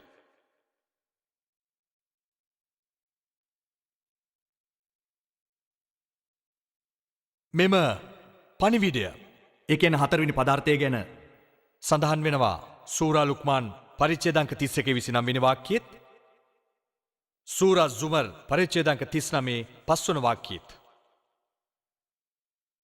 ප්‍රසිද්ධ විද්‍යාඥයෙක් තමයි එඩ්වින් හබල් කියන්නේ. ඔහු පවසනවා ඔහු මෑතකදී වැදගත්ම සොයා ගැනීම සිදු කළ බව. ඔහු සොයාගත් දේ තමයි මේ මුළු විශ්වයම විශාල වන බව ප්‍රසාරණය වෙනවා. කුරානයේ මේ ගැන සඳහන්. සූරා අද්දාරියත් 51 වන පරිච්ඡේදයේ 47 වන වාක්‍යය. ඔහු විශාල අභ්‍යවකාශයත් විශාල වන විශ්වයත් මැව්වේය. එම අරාබි වචනය ල මූසිඌන විශ්වය විශාල වන බවට මෑතකදී සොයාගත් දේ වසර 1400කට පෙර කුරානයේ සඳහන් වෙනවා. වසර 1400කට පෙර කවුද කුරානයේ සඳහන් කළේ? නාස්තිවාදියා නිශ්ශබ්ද වනු ඇති. ඇතැම් අය පවසාවි තාරකා විද්‍යාව ගැන කුරානයේ සඳහන් වී තිබීම පුදුමයට කාරණයක් නෙවෙයි කියලා. මොකද අරාබි ජාතිකින් තාරකා විද්‍යාවට ප්‍රවීණයන් වන නිසා. අරාබි ජාතිකින් තාරකා විද්‍යාවේ ප්‍රවීණයයි පවසන අය සමග මම එකඟ වෙනවා. ඒ වුණත් ඒ ආකාරයට ඔවුන් තාරකා විද්‍යාවේ දියුණුව අද්දුටුවේ කුරානයේ පහළවීමෙන් පසුවයි. කුරානයේ පහළවීමෙන් පසුව ඒ කියවූ අරාබි ජාතිකින් තාරකා විද්‍යාවේ දියුණුව අද්දුටුවා. සැබවින්ම අරාබි ජාතිකින් තාරකා විද්‍යාවේ ප්‍රවීණයන් බවට පත්වනේ ඔවුන් කුරානයේ කියවීමෙන් පසුවයි. අපි දැන් කතා කරමු භෞතික විද්‍යාව ගැන. මීට ශතවර්ෂ 23කට පමණ පෙර ඩිමොක්ට්‍රැක්ස් නැමැති ග්‍රීක ජාතිකයින් විසින් ඇටොමිසම් හෙවත් පරමාණුවාදය නැමැති ප්‍රසිද්ධ න්‍යායක් සොයාගත්තා. ඔවුන්ගේ විශ්වාසය තමයි ඉතා කුඩා පරමාණුව විච්ඡේදනය කළ නොහැකි බව. එතනින් එහාට වෙන් කරන්න බෑ. ඒත් මේ බව අරාබි ජාතිකයින් දැනගෙන හිටියා. අරාබි බසින් පරමාණුව හඳුන්වන්නේ සර්රාහ් යනුවෙන්. පරමාණුවාදය. කුරානයත් සර්රාහ් පරමාණුව ගැන පවසන අතර ඒ ඉතා කුඩා අණුවක් බවත් සඳහන් කරනවා. නූතන විද්‍යාවේ දියුණුවත් සමග සොයාගෙන ඇත්තේ ඉතා කුඩා අණුව වන පරමාණුවේ මූලද්‍රව්‍යයන් සහිත බවත් එය තව දුරටත් විච්ඡේදනය කළ හැකි බවයි. කුඩා පරමාණුවේ මූලද්‍රව්‍ය ඇති බැවින් එය විච්ඡේදනය කළ හැක. දැන් මිනිසු පවසයි කුරානයේ කල්ලිකුත්තු එකක් කියලා. කුරානයේ සර්රාහ් ගැන ඒ කියන්නේ පරමාණුව ගැන තැන් දෙකක කතා කරනවා. සූරා සබා පරිච්ඡේදාංක 34 3 වන වාක්‍යයේත් ඒ වගේම සූරා යුනුස් පරිච්ඡේදාංක 10 61 වන වාක්‍යයේත් මෙසේ සඳහන් වෙනවා. අවිශ්වාසවන්තයින් අවසන් දිනේ නොපැමිණියයි කියූ කල ඔවුන්ට පවසන්න ඔබේ දෙවියන්ගේ අවසරෙන් ඒ අනිවාර්යෙන්ම පැමිණෙනු ඇත. ඔබේ දෙවියන්ට පරමාණුවේ ඉතා කුඩා අංශුව ගැනද දැනුම තිබෙන්නාය. එසේනම් කුරානය කල්ලිකුත් වී නොමැත. ඒ කාලෝචිතයි. පරමාණුවේ ඉතා කුඩා අංශු ගැන කුරානයේ සඳහන් වෙනවා. හිතන්න මෙය වසර 1400කට පෙර කුරානයේ සඳහන් වුණා. ජල විද්‍යානු ක්ෂේත්‍රය. ජල චක්‍රීකරණය ගැන අපි පාසලේදී ඉගෙන ගත්තා. සාගර ජලය වාෂ්ප වී ඉහළට ගමන් කර වලාකුළු සෑදෙනවා. ඒ අභ්‍යන්තරයට ගමන් කර වර්ෂාව ලෙසින් යලිත් පොළවට පතිත වෙලා ජල චක්‍රීකරණය සම්පූර්ණ වෙනවා. ඒ පළමුවෙන්ම සොයාගත්තේ 1580 දී ශ්‍රීමත් බර්නාඩ් පැලසි. අපි පාසලේ ඉගෙන ගත්ත ජල චක්‍රීකරණය පිළිබඳ න්‍යාය පළමුවෙන්ම හඳුන්වා දුන්නේ ශ්‍රීමත් බර්නාඩ් පැලසි විසින්. ඒට පෙර ක්‍රිස්තුපූර්ව 7 වන සියවසේ මෙලිටසි තේල්ස් පවසා සිටියේ සාගර ජලාංශු සුළඟට පාවී ගොස් යලිත් වර්ෂාව ලෙස සාගරයට පතිත වන බවයි. ඈත යුගයේදී මිනිසු දැන සිටියේ නැහැ. ඈත යුගයේදී මිනිසු දැනගෙන හිටියේ නැහැ උල්පත් ජලය කොහොමද හටගන්නේ කියලා. ඔවුන් සිතුවේ සාගර ජලය මතට වැටෙන සුළඟේ පීඩනය නිසා ඇතුළට ගමන් කරන ජලය සැඟවුණු මාර්ගයකින් යළිත් පිටවන බවයි. ප්ලේටෝගේ කාලෙදී ඒ ටාටරස් නමින් හැඳුන්වුණා. මිනිසුන් මේ විශ්වාස කළා. 16 හා 17 වන ශතවර්ෂවල විසු ඩෙස්කාටස් විසින්ද මෙම න්‍යාය විශ්වාස කරනු ලැබුවා. එමෙන්ම ඇරිස්ටෝටල් පවා විශ්වාස කළා. ඔහු විසින් පැවසුවේ උල්පත් ජලය වූ කලි කඳු ඇතුළත ඇති ජලයේ ඝනත්වයෙන් නිකුත් වන බවයි. ජල ඝනත්වයේ වැඩිවීම උල්පත් හට ගැනීමට හේතු වූ බවයි. අද නූතන විද්‍යාව සොයාගත් පරිදි උල්පත් ජලය හටගන්නේ පොළවේ තිබෙන පැලුණු තැන් තුලින් වර්ෂා ජලය ඇතුල් වීමෙන් බවයි. කුරානයේ මේ ගැන සඳහන් වෙනවා. සූරා සුම පරිච්ඡේදාංක 39 21 වන වාක්‍යය. ඔහු අහසින් ජලය පහළ කරන අතර එය පොළවේ පැලුණු තැන් අතරින් යවා වගාබිම් සරුසාරව වැඩෙන්නට හරින්නේය. සූරා රෝම් 30 වන පරිච්ඡේදයේ 24 වන වාක්‍යයේ සඳහන් පරිදි ඔහු අහසින් ජලය පහළ කර මැරුණු පොළවට ජීවය දෙන්නේය. සූරා අල් මුමිනූන් 23 වන පරිච්ඡේදයේ 18 වන වාක්‍යයේ සඳහන් පරිදි අපි අහසින් ජලය පහළ කරන්නෙමු. අපි ඒ පෙගෙන්නට හරියමු, ගබඩා කෙලිමු, එමෙන්ම ඒ කිඳා බස්සවන්නෙමු. සූරා අල් හිජර් 15 වන පරිච්ඡේදයේ 22 වන වාක්‍යයේ සඳහන් පරිදි ඔහු සාරවත් සුළඟ යවන්නේය. මෙහි යෙදී ඇති අරාබි වචනය ලවා කියන්නයි. එය ලකහ නම් අරාබි වචනෙන් සෑදුනක්. එහි තේරුම එක් රැස්වීම යන්නයි. නූතන විද්‍යාව පවසන්නේ මේ වලාකුළු යනු සුළඟ රැගෙන එන අංශු රැසකම සංකලනයක් බවයි. ඉන් පසුව සිදුවන්නේ මේ වලාකුළු එකට ගැටීමෙන් අකුණු හටගෙන වර්ෂාව පතිත වීමයි. කුරානයේ මේට එක් රැස්වීම යන වචනය යොදා තිබෙනවා. කුරානයේ සූරා නූර් 24 වෙනි පරිච්ඡේදය 43 වෙනි වාක්‍යය. මේ වලාකුළු ගැටෙන විට රැස් කරගත් ජලය වලාකුළු තුලින් නිකුත් වේ. කුරානයේ සූරා රූම්හි 30 වන පරිච්ඡේදයේ 48 වන වාක්‍යය. ජලය ඉහළට ගමන් කර වලාකුළු හටගෙන ඒවා එක්රැස් වන කල කැබිලි බවට පත්වී ජලය පොළොවට පතිත වේ. කුරානයේ ජල චක්‍රීකරණය ගැන අවස්ථා කීපයකම සවිස්තරාත්මකව සඳහන් වෙනවා. සූරා අල් රාෆ් 7 වෙනි පරිච්ඡේදයේ 57 වෙනි වාක්‍යය. සූරා රාද් 13 වෙනි පරිච්ඡේදයේ 17 වෙනි වාක්‍යය. සූරා ෆුර්කාන් 25 වෙනි පරිච්ඡේදයේ 48 සහ 49 වෙනි වාක්‍යය. සූරා අල් ෆාතිර් 35 වෙනි පරිච්ඡේදයේ 36 වෙනි වාක්‍යය. ඒ වගේම එහිම 9 වෙනි වාක්‍යය. සූරා යාසීන් 36 වෙනි පරිච්ඡේදයේ 34 වෙනි වාක්‍යය. සූරා අල් ජාතියා 45 වෙනි පරිච්ඡේදයේ 5 වෙනි වාක්‍යය. සූරා අල් කාෆ් 50 වෙනි පරිච්ඡේදයේ 9 සහ 10 වෙනි වාක්‍යය. සූරා අල් වාකියා 56 වෙනි පරිච්ඡේදයේ 68 සිට 70 දක්වා වාක්‍ය. සූරා අල් මුල්ක් 67 වෙනි පරිච්ඡේදයේ 30 වෙනි වාක්‍යය. සූරා තාරික් 86 වෙනි පරිච්ඡේදයේ 11 වෙනි වාක්‍යය. මේ විදිහට ජල චක්‍රීකරණය ගැන කුරානයේ සඳහන් වන වාක්‍යයන් මට දිගින් දිගටම පවසන්නට පුළුවන්. කුරානයේ ජල චක්‍රීකරණය ගැන සවිස්තරාත්මකව සඳහන්. අපි 1580 දී එනම් 16 වෙනි සියවසේදී දැනගත් මේ ජල චක්‍රීකරණය ගැන වසර 1400කට පෙර කුරානයේ කවුරු නම් සටහන් කරන්න ඇද්ද? භූගෝල විද්‍යාව. අද භූගෝල විද්‍යාඥයින් පවසන ආකාරයට අපි ජීවත් වන පෘථිවි අර්ධවිශ්කම්භය සැතපුම් 3750ක් පමණ වනවා. එහි ගැඹුරු ස්තරයත් ඉතා උණුසුම්. ඒ ජීවින්ට වාසය කරන්න බැහැ. ඉහළට යන විට ඝනත්වයෙන් වැඩි වෙනවා. අප ජීවත් වෙන පෘථිවි තලය ඝන කටුවක් වගේ. ඒ ඉතා තුනී. ඝනකමින් සැතපුම් 1 සිට 30 දක්වා පමණ වනවා. මෙම පෘථිවි තලය චලනය වීමට බොහෝ ඉඩකඩ තිබෙනවා. නූතන භූවිද්‍යාඥයන් පවසන පරිදි පෘථිවිය ඇකිලෙන ස්වභාවයේ හේතුවෙන් තැනින් තැන කඳු ගැටි හටගන්නා අතර එය භූමිය චලනය වීමෙන් වළක්වනවා. මෑතකදී භූවිද්‍යාඥයින් සොයාගත් මෙය මීට වසර 1400කට පෙරම කුරානයේ සඳහන්. සූරා නබා 78 වන පරිච්ඡේදයේ 67 වන වාක්‍යය. අපි පෘථිවිය විහිදුණු දෙයක් ලෙස මවා කඳු එහි ඇබ ලෙස මැව්වෙමු. මේ යොදා ඇති අරාබි වචනය අවුතාද්. එහි තේරුම ඇබ යන්නයි. මෘදු ඇබ වූ කලි ටිකක් පෘෂ්ඨය මතු පිටට වන්නට තබා එහි වැඩි කොටසක් පෘෂ්ඨයේ යටට කිඳා බස්වනු ලැබේ. කුරාණයේ සඳහන් පරිදි මේ පොළවේ ඇති කඳුද ඒ වගේමයි. නූතන විද්‍යාඥයෝ පවසන්නේ කඳු පොළවට කිඳා බැහැලා කියලා. වැඩි කොටසක් තිබෙන්නේ පොළවේ යට. එතකොට අපේ පියවැයට පේන්නේ පොළොව මතු පිට ඇති ඉතා කුඩා කොටසක් පමණයි. ඒක හරියට අයිස් කන්දක් වගේ. ජලයේ පාවෙන අයිස් කන්දක අපි දකින්නේ. ඒ අයිස් කන්දෙන් 10% පමණයි. 90%ක්ම තියෙන ජලය යට.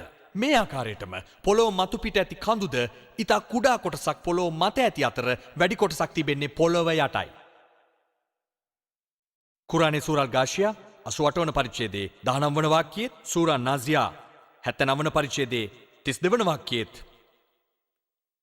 සඳහන් වන්නේ අපි පොළොව මතු පිට ඇති කඳු වඩාත් ස්ථාවර දෙයක් ලෙස මැව්වෙමු. අද බොහෝ විශ්වවිද්‍යාලවල භූවිද්‍යාවට නිර්දේශිත පොතක් ලෙස භාවිත කරන්නේ The Earth නැමැති පොතයි. ඒට විවිධ කර්තෘවරුන් ඉන්නවා. ඒ අතරින් එක්කෙනෙක් ගැන සඳහන් කළොත් ඒ තමයි ඩොක්ටර් ෆ්‍රැන්ක් ප්‍රෙස්. ඔහු මිට පෙර ඇමරිකාවේ විද්‍යාඥයින්ගේ සංගමයේ ප්‍රධානියා ලෙස හා ඇමරිකාවේ හිටපු ජනාධිපති ජිමි කාටර්ට විද්‍යා උපදේශකවරයා ලෙසත් කටයුතු කර තිබෙනවා. ඔහු තම පොතේ කඳුවල ක්‍රියාකාරීත්වය ගැන සඳහන් කරමින් පවසන්නේ කඳුවලට ඉතා ගැඹුරු මූල පද්ධතියක් ඇති බවයි. ඒ වඩාත් ක්‍රමවත්ව ගැඹුරු පොළොවට විහිද ඇත්තේ මෘදු ඇබ ලෙසයි. ඩොක්ටර් ප්‍රෑන්ක් ප්‍රෙස් පවසන්නේ කඳු භූමිය චලනය වීමෙන් වළක්වන බවයි. මෙයම කුරානේ වසර 1400කට පෙර සඳහන් වුණා. සූරා අල්-අන්බියා 21 වන පරිච්ඡේදයේ 31 වන වාක්‍යයේත් සූරා අල්-නහල් 16 වන පරිච්ඡේදයේ 15 වන වාක්‍යයේත් සඳහන් වන්නේ අපි පොළොව මත කඳු ඉතා ස්ථාවර දෙයක් ලෙස තබා ඇත්තෙමු. ඒ නොසෙල්වී තිබීමටයි. භූචලනය වළක්වාලීමට කඳුවල ක්‍රියාකාරීත්වයේ හේතු වන බව ඩොක්ටර් ප්‍රෑන්ක් ප්‍රෙස් මීට දශක කිහිපයකට පෙර පැවසූ දේ කුරානේ සඳහන් වෙනවා. හිතන්න. විද්‍යාඥයින් මෑතකදී සොයාගත් දේ වසර 1400කට පෙර කුරානේ සඳහන්. සාගර විද්‍යාව. කුරානේ සූරා අල්-ෆුර්කාන් 25 වන පරිච්ඡේදයේ 53 වන වාක්‍යයේ සඳහන් වන්නේ ඔහු ගලා යන ජල කඳන් දෙකක් එක ළඟ තැබුවේය. ඉන් එකක් පැණි රසතිය, අනෙක ලුණු රස හා තිත්ත රසය. ඒවා එකිනෙකට හමුවත් මිශ්‍ර වන්නේ නැත. ඒවා අතර තරණය කළ නොහැකි බාධකයක් ඇත. මේම සඳහන් වනවා සූරා අල්-රහ්මාන් 55 වන පරිච්ඡේදයේ 19 හා 20 වන වාක්‍යවල. مرج البحرين يلتقيان بينهما برزخ لا يبغيان. ඔහු ගලා යන ජල කඳන් දෙකක් එක ළඟ තැබූ අතර ඒවා හමුවත් මිශ්‍ර වන්නේ නැත. ඒවා අතර තරණය කළ නොහැකි බාධකයක් ඇත. බොහෝ කලකට පෙර සිටි අයට කුරානේ සඳහන් මෙම ජල වර්ග දෙක ගැන. ඒ කියන්නේ එකක් පැණි රසති ජලය හා අනෙක ලුණු රසති ජලය ගැන. ලුණු රස හා පැණි රස හැර මෙහි සඳහන් බාධකය හා ඒවා කෙසේ මිශ්‍ර නොවී තිබෙන්නේද යන්න පිළිබඳ ඔවුන්ට දැනුමක් තිබුණේ නැත.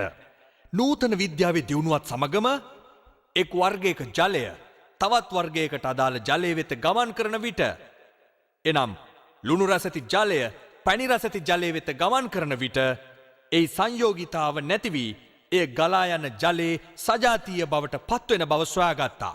නූතන විද්‍යාඥයින් මෙය සජාතීය පරිවර්තක ප්‍රදේශය ලෙස හඳුන්වනවා.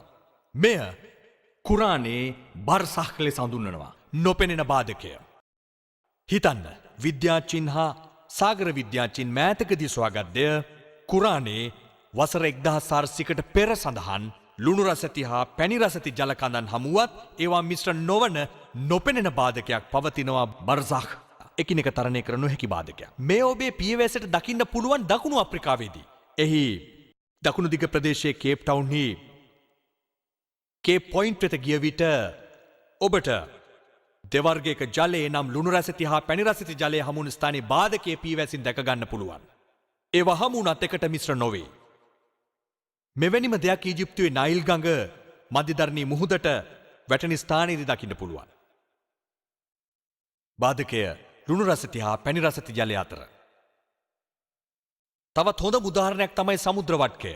ඒ මෙක්සිකෝවෙන් ආරම්භ වෙලා ඇමරිකාවේ නැගෙනහිර වෙරළ තීරයටත් එතනින් යුරෝපයේ බටහිර වෙරළ තීරයටත් විහිදී පවතිනවා. එය සැතපුම් දහස් ගණනක් විහිදී පවතිනවා. ඔබ නැවක ගමන් කරන්නේ නම් එක පැත්තකින් වතුර ටිකකුත් අනෙක් පැත්තෙන් වතුර ටිකකුත් ගෙන රස බැලුවොත් එකක් ලුණු රසයි අනෙක පැණි රසයි.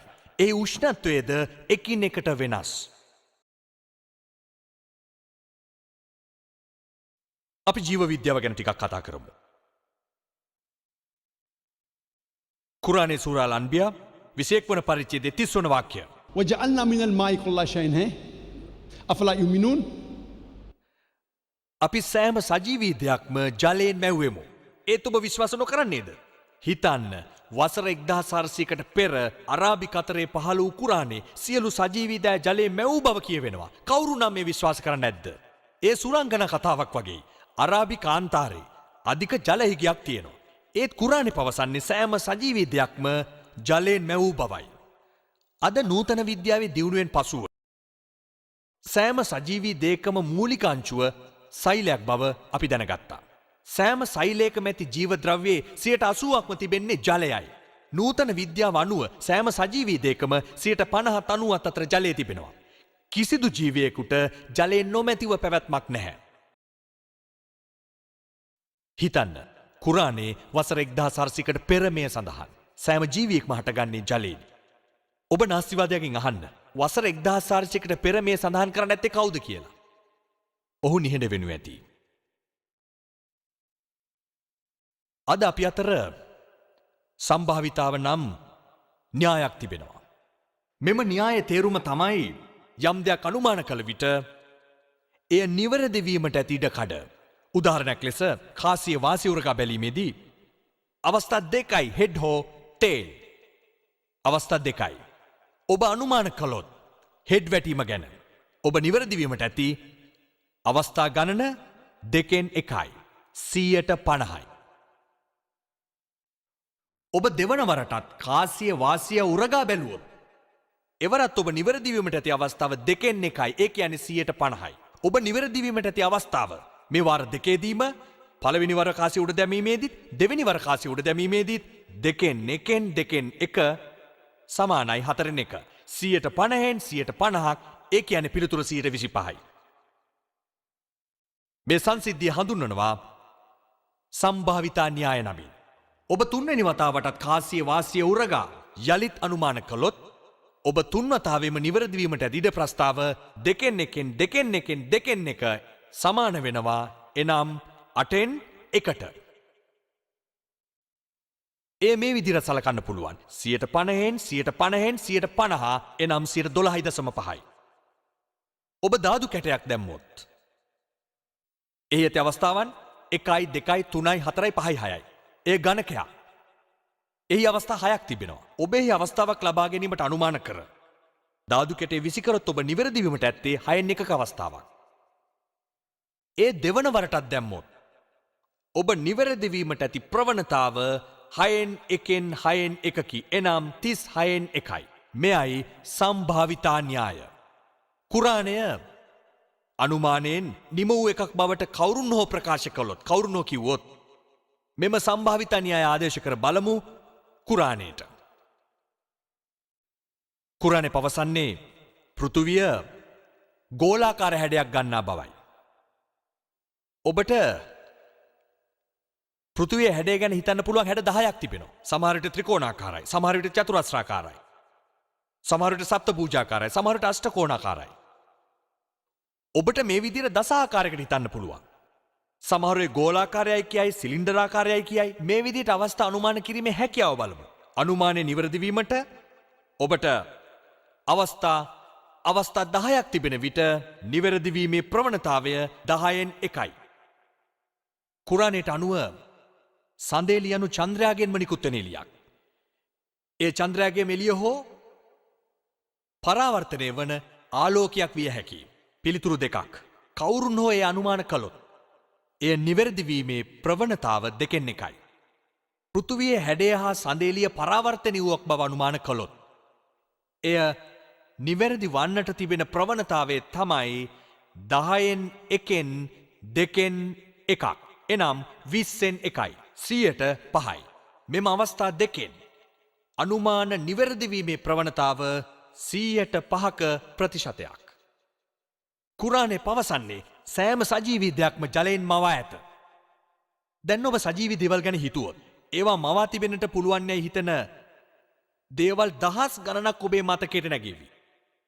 ඔබේ පස්සයයි සිතයි, දැවයයි සිතයි, ගල්යයි සිතයි, ඔබේ හමයයි සිතයි, කටුයයි සිතයි, ඇලුමිනියම්යයි සිතයි, වානයයි සිතයි, යකඩයයි සිතයි, මේ වගේ දහසක් දේ ගැන සිතයි. ජලය, තෙල්, මෙහි ඇති අවස්ථාව ඔබේ අනුමානය නිවැරදි වීමට ප්‍රවණතාවය 1000න් 1ක්. 1000න් 1ක් යනු 0.1යි. 0.1%. පෘථිවිය ගෝලාකාර හැඩයක් ගැනීම, සඳේලිය පරාවර්තිත එළියක් වීම, සෑම සජීවී දෙයක්ම ජලයෙන් මවා තිබීම යන තුනම නිවැරදි වීමේ ප්‍රවණතාව 10න් 1න් 2න් 1න් 1000න් 1යි. එනම් 20000න් 1ට සමානයි. එය 0.05%. ද්‍රව්‍ය තුනක අනුමානය නිවැරදි වීමට තිබෙන ප්‍රවණතාවය 0.05%. මීට පෙරත් මම බොහෝ විද්‍යාත්මක දත්ත විස්තර කළා. ඉදිරියට තවත් බොහෝ දෑ විස්තර කරන්නම්. බුද්ධිමත් ඔබ සියලු දෙනාට හොඳින් තේරුම් ගන්න පුළුවන් වෙයි මේ සියල්ල ගැන අනුමාන කළොත් ඒවා නිවැරදි වීමේ ප්‍රවණතාව 0.0000. එකෙන්නේ කොතනද කියලා මන් දන්නේ නැහැ.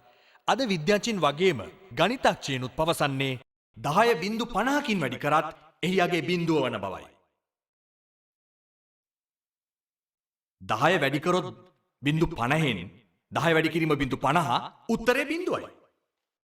කුරානයේ සඳහන් වෙනවා සෑම සජීවී දෙයක්ම ජලයෙන් මව ඇති බව. සූරා අල්-අන්බියා 21 වන පරිච්ඡේදයේ 30 වන වාක්‍යය. සූරා අන්-නූර් 24 වන පරිච්ඡේදයේ 45 වන වාක්‍යය. අපි සෑම සත්වයක්ම ජලයෙන් මැවෙමු.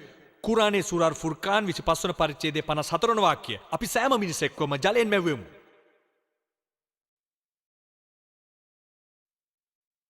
සියලුම විද්‍යාත්මක කරුණු වලටයි මම පැවසූ දේවල් වලටයි ඔබ සම්භාවිතා න්‍යාය ආදේශ කරොත් ඔබට හිතන්න පුළුවන් දේවල් 1000ක් තියෙයි, සමහර විට 10000ක් තියෙයි, සමහර විට 2යි, සමහර විට 100යි, සමහර විට 500යි. ඒවා වැඩි කරමින් ගියොත් 500න් 1යි, 10000න් 1යි, 1000න් 1යි ওই විදිහට කෙසේ හෝ අවසාන ප්‍රතිඵලයේ බිඳුවයි. දැන් උද්භිද විද්‍යා ශාස්ත්‍රය. මීට කලින් අප දැන සිටියේ පුරුෂ ස්ත්‍රී වශයෙන් මිනිස්සුන්ට පමණක්, සතුන්ට පමණක් ලිංග භේදය තිබෙන බවයි. ශාකවලත් ස්ත්‍රී පුරුෂ ලිංග භේදයක් තිබෙන බව දැන සිටියේ නැහැ. ඒක මෑතකදී දැනගත්තේ වසර 100කට 200කට හෝ 300කට පෙර. කුරානයේ වසර 1400කට පෙර ඒ ගැන සඳහන්. සූරා තාහා 20 වෙනි පරිච්ඡේදයේ 53 වෙනි වාක්‍යය. ඔහු අහසින් වතුර පහල කරයි. එයින් විවිධ වර්ගයේ පැල යුගල් වශයෙන් ජීවමාන වෙයි. එම පැල එකිනෙකට වෙන් වූ ලෙසින් මෙහි යෙදී ඇති අරාබි වචනය සෞජා. එහි අර්ථය ස්ත්‍රී හා පුරුෂ යුගලයයි. කුරානයේ සූරා රාද් 13 වන පරිච්ඡේදයේ 3 වෙනි වාක්‍යය. අපි සෑම පළතුරක්ම යුගලයක් ලෙස මැව්වෙමු. කුරානයේ සඳහන් පරිදි මිනිසුන් හා සතුන්ට පමණක් නොව ශාකවලටත් ස්ත්‍රී හා පුරුෂ භේදයක් තිබෙනවා. කුරානයේ සූරා යාසින් 36 වෙනි පරිච්ඡේදයේ 36 වන වාක්‍යය. ඔහු සියලු දේ යුගල වශයෙන් මැව්වේය. මිනිසුන් දන්නා දේ සහ මිනිසුන් නොදන්නා දේ වශයෙන්. එය මිනිසුන්ට, සතුන්ට, ශාකවලට පමණක් පොදු දෙයක් නෙවෙයි. විදුලියට පවා ලිංග භේදයක් තිබෙනවා. අද අපි දන්නා පරිදි විදුලියේ ඇති අණුවල ධන හා ඍණ වශයෙන් යුගල් දෙකක් තිබෙනවා. ප්‍රෝටෝන, නියුට්‍රෝන හා ඉලෙක්ට්‍රෝන. කුරානයට අනුව අපි දත් දේ හා නොදත් දේ යන සියලු යුගල් වශයෙන් මව ඇත. ඔබ දන්නා දේ, ඔබේ දැනුමේ ඇති දේ, ඔබේ දැනුමේ නැති දේ යන සියල්ලම. දැන් සත්ව විද්‍යාව. කුරානයේ සූරා අල්-අන්ආම් 6 වෙනි පරිච්ඡේදය 38 වන වාක්‍යය. එහි ඇත්තේ මෙවැන්නක්. ඔහු පොළොව මත ගමන් කරන සතුන් හා අහසේ පියාඹන කුරුල්ලන්වද මිනිසුන් මෙන් සමූහ ලෙස ජීවත් වීමට මැව්වේය. අද නූතන විද්‍යාව පවසන පරිදි මිනිසුන් මෙන් කුරුල්ලන් හා සතුන් සමූහ ලෙස ජීවත් වෙනවා. කුරානයේ සූරා නහල් 16 වන පරිච්ඡේදයේ 68 සහ 69 වන වාක්‍යය. ඔහු මීමැස්සන්ට ගස්වල, කඳු ගැටිවල හා මිනිස් වාසස්ථානවල මීවද තැනීමට කියා දුන් අතර පොළොවෙන් ලැබෙන දේ අනුභව කර ඔබේ දෙවියන්ගේ පුළුල් මාර්ගයන් ශ්‍රේෂ්ඨ හැකියාවන්ගෙන් සොයාගනු යයි පැවසුවේය. කුරාණයේ සඳහන් වන මෙම කියමන එනම් දෙවියන්ගේ පුළුල් මාර්ගයන් ශ්‍රේෂ්ඨ හැකියාවන් තුළින් සොයාගනු යන්නේ අදහස් කරන්නේ කුමක්ද? සර් ෆෝන් ෆ්‍රෙෂ් 1973 දී නොබෙල් ත්‍යාගය දිනාගත්තා. ඔහු විසින් මීමැස්සන්ගේ හැසිරීම සොයා ගැනීම වෙනුවෙන්. නූතන විද්‍යාව අනුව මීමැස්සන් විසින් අලුත් මල් සොයාගත් විට එම ආරංචිය අනෙක් මීමැස්සන්ට ගිහිල්ලා පවසනවා. එහි යාමට ඇති හරි මග අනිකුත් මීමැස්සන්ට ඔවුන් පවසන්නේ මීමැස්සු නැටුම නැමැති රංගන ක්‍රමයෙන්. තවදුරටත් සූරා නහල් 16 වන පරිච්ඡේදයේ 68 සහ 69 වන වාක්‍යයේ සේවක මීමැස්සන්ව ශ්‍රී මීමැස්සන් බව හඳුන්වන්නේ ෆස්ලුකි හෝ කුලි යන වචනවලින්. බොහෝ කලකට පෙර අපි හිතුවේ සේවක මීමැස්සන් පිරිමි සතුන් බවයි.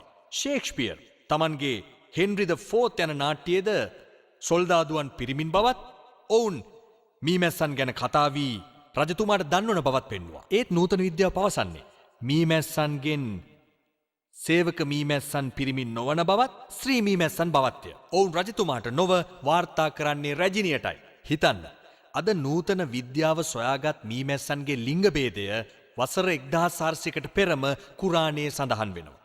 කුරාණයේ සඳහන් වෙන්නේ වසර 1400කට පෙර. කුරාණයේ සූරා අල් අන්කබූත් 29 වන පරිච්ඡේදයේ 41 වන වාක්‍යය. එහි සර්ව බලධාරී දෙවියන් හැර වෙන කෙනෙකුගෙන් තමන්ගේ ආරක්ෂාව පතන්නා මකුළුවෙක් මෙනි. ඔවුන් තමන් වෙනුවෙන් නිවසක් සාදාගත්තද ඇත්තෙන්ම මකුළු දැල ඉතා දුර්වලයි. මකුළුවා විසින් සාදනු ලබන දැල දුර්වලයි. මකුළු දැල ඉතා දුර්වලයි. මකුළු දැලක තියෙන සාමාන්‍ය ස්වභාවය අපට හොඳින්ම දැනෙන එක නිවසක් වුණත් පහසුවෙන් කැඩෙනවා කියලා. අන්න ඒ ආකාරයටම අල්ලා දෙවියන් හැර වෙන යම් කෙනෙකුගේ ආරක්ෂාව පතන්නාගේ ක්‍රියාව ඉතා දුර්වලයි. මේ පවුලේ බැඳීම ගැනද හොඳින් විස්තර කරනු ලබනවා. නූතන විද්‍යාව පවසන ආකාරයට බොහෝ විට ස්ත්‍රී මකුළුවා පුරුෂ මකුළුවා මරා දමනවා. ඔවුන් හඳුන්වන්නේ කළු වැන්දපුවන් කියා. හිතන්න, කුරාණයේ මකුළුවාගේ නිවස වන මකුළු දැලේ ස්වභාවය විස්තර කිරීමට අමතරව මකුළුවාගේ ශාරීරික සම්බන්ධතාවත් විස්තර කරනවා. මෙන්න මේ වගේ බොහෝ විට ස්ත්‍රී මකුළුවා පුරුෂ මකුළුවා මරා දමනවා. කුරාණයේ සූරා නමල් 27 වන පරිච්ඡේදයේ 17 සහ 18 වන වාක්‍ය. ඒ තමයි සුලේමාන් සහ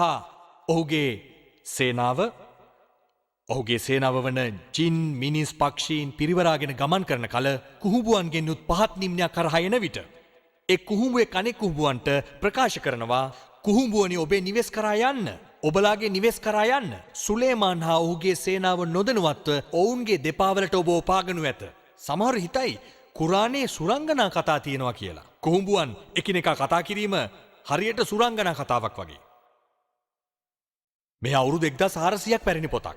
ඒ වුණත් අද විද්‍යාව ඉතාමත් දියුණුයි. ඒ නිසා අපි දන්නවා මිනිස් ජීවන රටාවට ඉතා සමීප ජීවන රටාවක් තිබෙන කෘමීන් වන්නේ කුහුඹුවන් කියලා. මේ කුහුඹුවන් මැරුණු සගයන් වළලන්නේ හරියට මිනිස්සුන්ට සමාන ආකාරයකින්. ඔවුන් සතුව වඩාත් සංවිධානාත්මක ශ්‍රම හමුදාවක් ඉන්නවා. ඔවුන් සතුව කළමනාකරු, වැඩ පරීක්ෂකවරු, අධීක්ෂකවරු, සේවකයින්. ඔවුන් සතුව වඩාත් සංවිධානාත්මක සංනිවේදන ක්‍රමයක් තිබෙනවා. අදහස් හුවමාරු කරගන්න. නිතරම එකිනෙක හමු වෙලා කතා කරනවා. ඒ වගේම ඔවුන් සතු භාණ්ඩ හුවමාරු කරන වෙළඳපොළවල් තියෙනවා. අපේ වෙළඳපොළවල ඒ ක්‍රියාකාරීත්වය ගැන ඔබ දන්නවා. කුහුඹුවන් ඔවුන්ගේ වෙළඳපොළවල භාණ්ඩ හුවමාරු කරගන්නවා. කුහුඹුවන් රැස් කරන ධාන්‍ය පැලවෙන්නට පටන් ගත්තොත් එම පැලය ඔවුන් කඩා දමන්නේ. ඒ කඩා නොදැමුවොත් එම ධාන්‍ය නරක් වෙන බව ඔවුන් හොඳින් දන්නා නිසායි. වැසි කාලයේදී ධාන්‍ය තෙත් වුවොත් කුහුඹුවන් ඒවා හිරු එළියට ගෙන ගොස් ධාන්‍ය වියලනු ලබන්නේ තෙතමනේ නිසා මුල් හටගෙන පැලවුවොත් ධාන්‍ය නරක් වන බව ඔවුන් දන්නා නිසායි. අපි බොහෝ විට දැක තිබෙනවා කුහුඹුවන් ධාන්‍ය හිස තබාගෙන ගමන් කරනවා. ඔවුන් ඒ විදිහට තමයි තෙත ධාන්‍ය හිරු එළියට රැගෙන එන්නේ.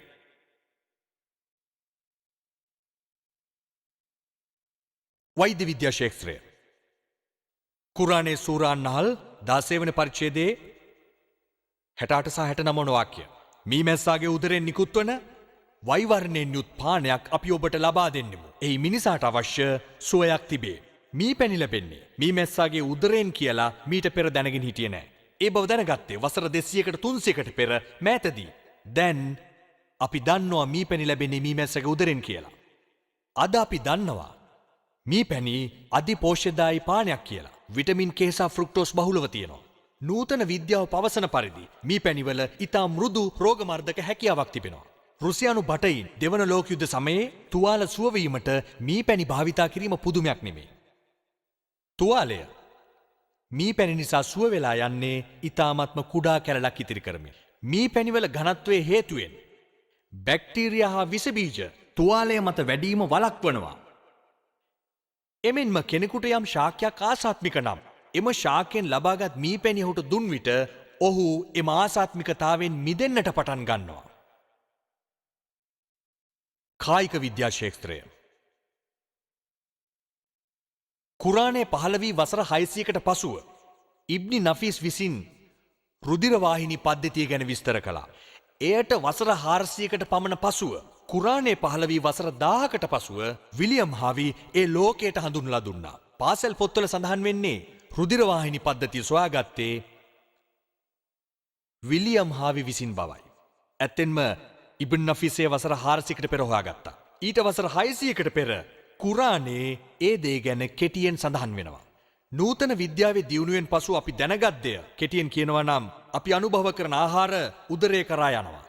උදරයෙන් ඒ බඩවැල් කරා ගොස් එතනින් බඩවැල් වල රුධිර නහරවලට ඇතුල් වී පසුව රුධිර වාහිනී තුලින් අක්මාව හරහා ශරීරයේ සියලුම අංගයන් වෙත රුධිරය ගමන් කරනවා. ශරීරයේ පුරා රුධිරය ගමන් කිරීමේදී කිරි උත්පාදනය කරන ස්තන ග්‍රන්ථි වෙතද රුධිරය ගමන් කරනවා. අද විද්‍යාවෙන් සොයාගත් මෙම කරුණ කුරානයේ ඉතා කෙටියෙන් සඳහන්. රුධිරය ගමන් කිරීමෙන් කිරි උත්පාදනය වීම ගැන කුරානයේ සූරා නහල් 16 වන පරිච්ඡේදයේ 66 වන වාක්‍යය. වස්සාගෙන් ඔබට ඉගෙනගත හැකි දෑ බොහෝයි. අපි ඔබට බීමට ඇගේ උදරෙන් පානයක් ලබා දෙන්නෙමු. එම පානය නිකුත් වන්නේ සංකලනයන් දෙකක් නිසාය. ඒ රුධිරය හා බඩවැල්ය. කිරි පානය කිරීමට සුදුසු බීමකි. මෙම පණිවුඩයම සඳහන් සූරල් මූමිනූන් 23 වන පරිච්ඡේදයේ 21 වන වාක්‍යය. වස්සාගෙන් ඔබට ඉගෙනගත හැකි දෑ බොහෝමයි. අපි ඔබට බීමට ඇගේ උදරෙන් පානයක් ලබා දෙන්නෙමු. කිරි ඒ ඔබට අවශ්‍ය පිරිසුදු පානයකි. එමෙන්ම වස්සාගෙන් ඔබට බොහෝ ප්‍රයෝජන තිබෙන අතර එම මාංශ ඔබට අනුභව කළ හැකිය. වසර 1400කට පෙර කවුරු නම් මේ සටහන් කරන්නේ නැද්ද? කලල විද්‍යා ශාස්ත්‍රය. මීට වසර 30කට පමණ පෙර අරාබි සිසුන් පිරිසක් කුරානයේ සඳහන් පාඨයන් පිළිගනිමින් එනම් فاسألوا أهل الذكر إن كنتم لا تعلمون. සූරා නහල් 16 වන පරිච්ඡේදය 42 වෙනි පාඨය, සූරා අන්බියා 21 වන පරිච්ඡේදය 7 වන වාක්‍යය. ඔබට සැකසහිත නම් දන්නා කෙනෙකුගෙන් අසා දැනගනු. ඒ අනුව යමින් කලල විද්‍යාව පිළිබඳ ඇති සියලුම කුරාන් පාඨ හා හදීස් මේ සිසුන් එක් රැස් කළා. ඒ මහාචාර්ය කීත්මෝට පිළිගැන්වුවා.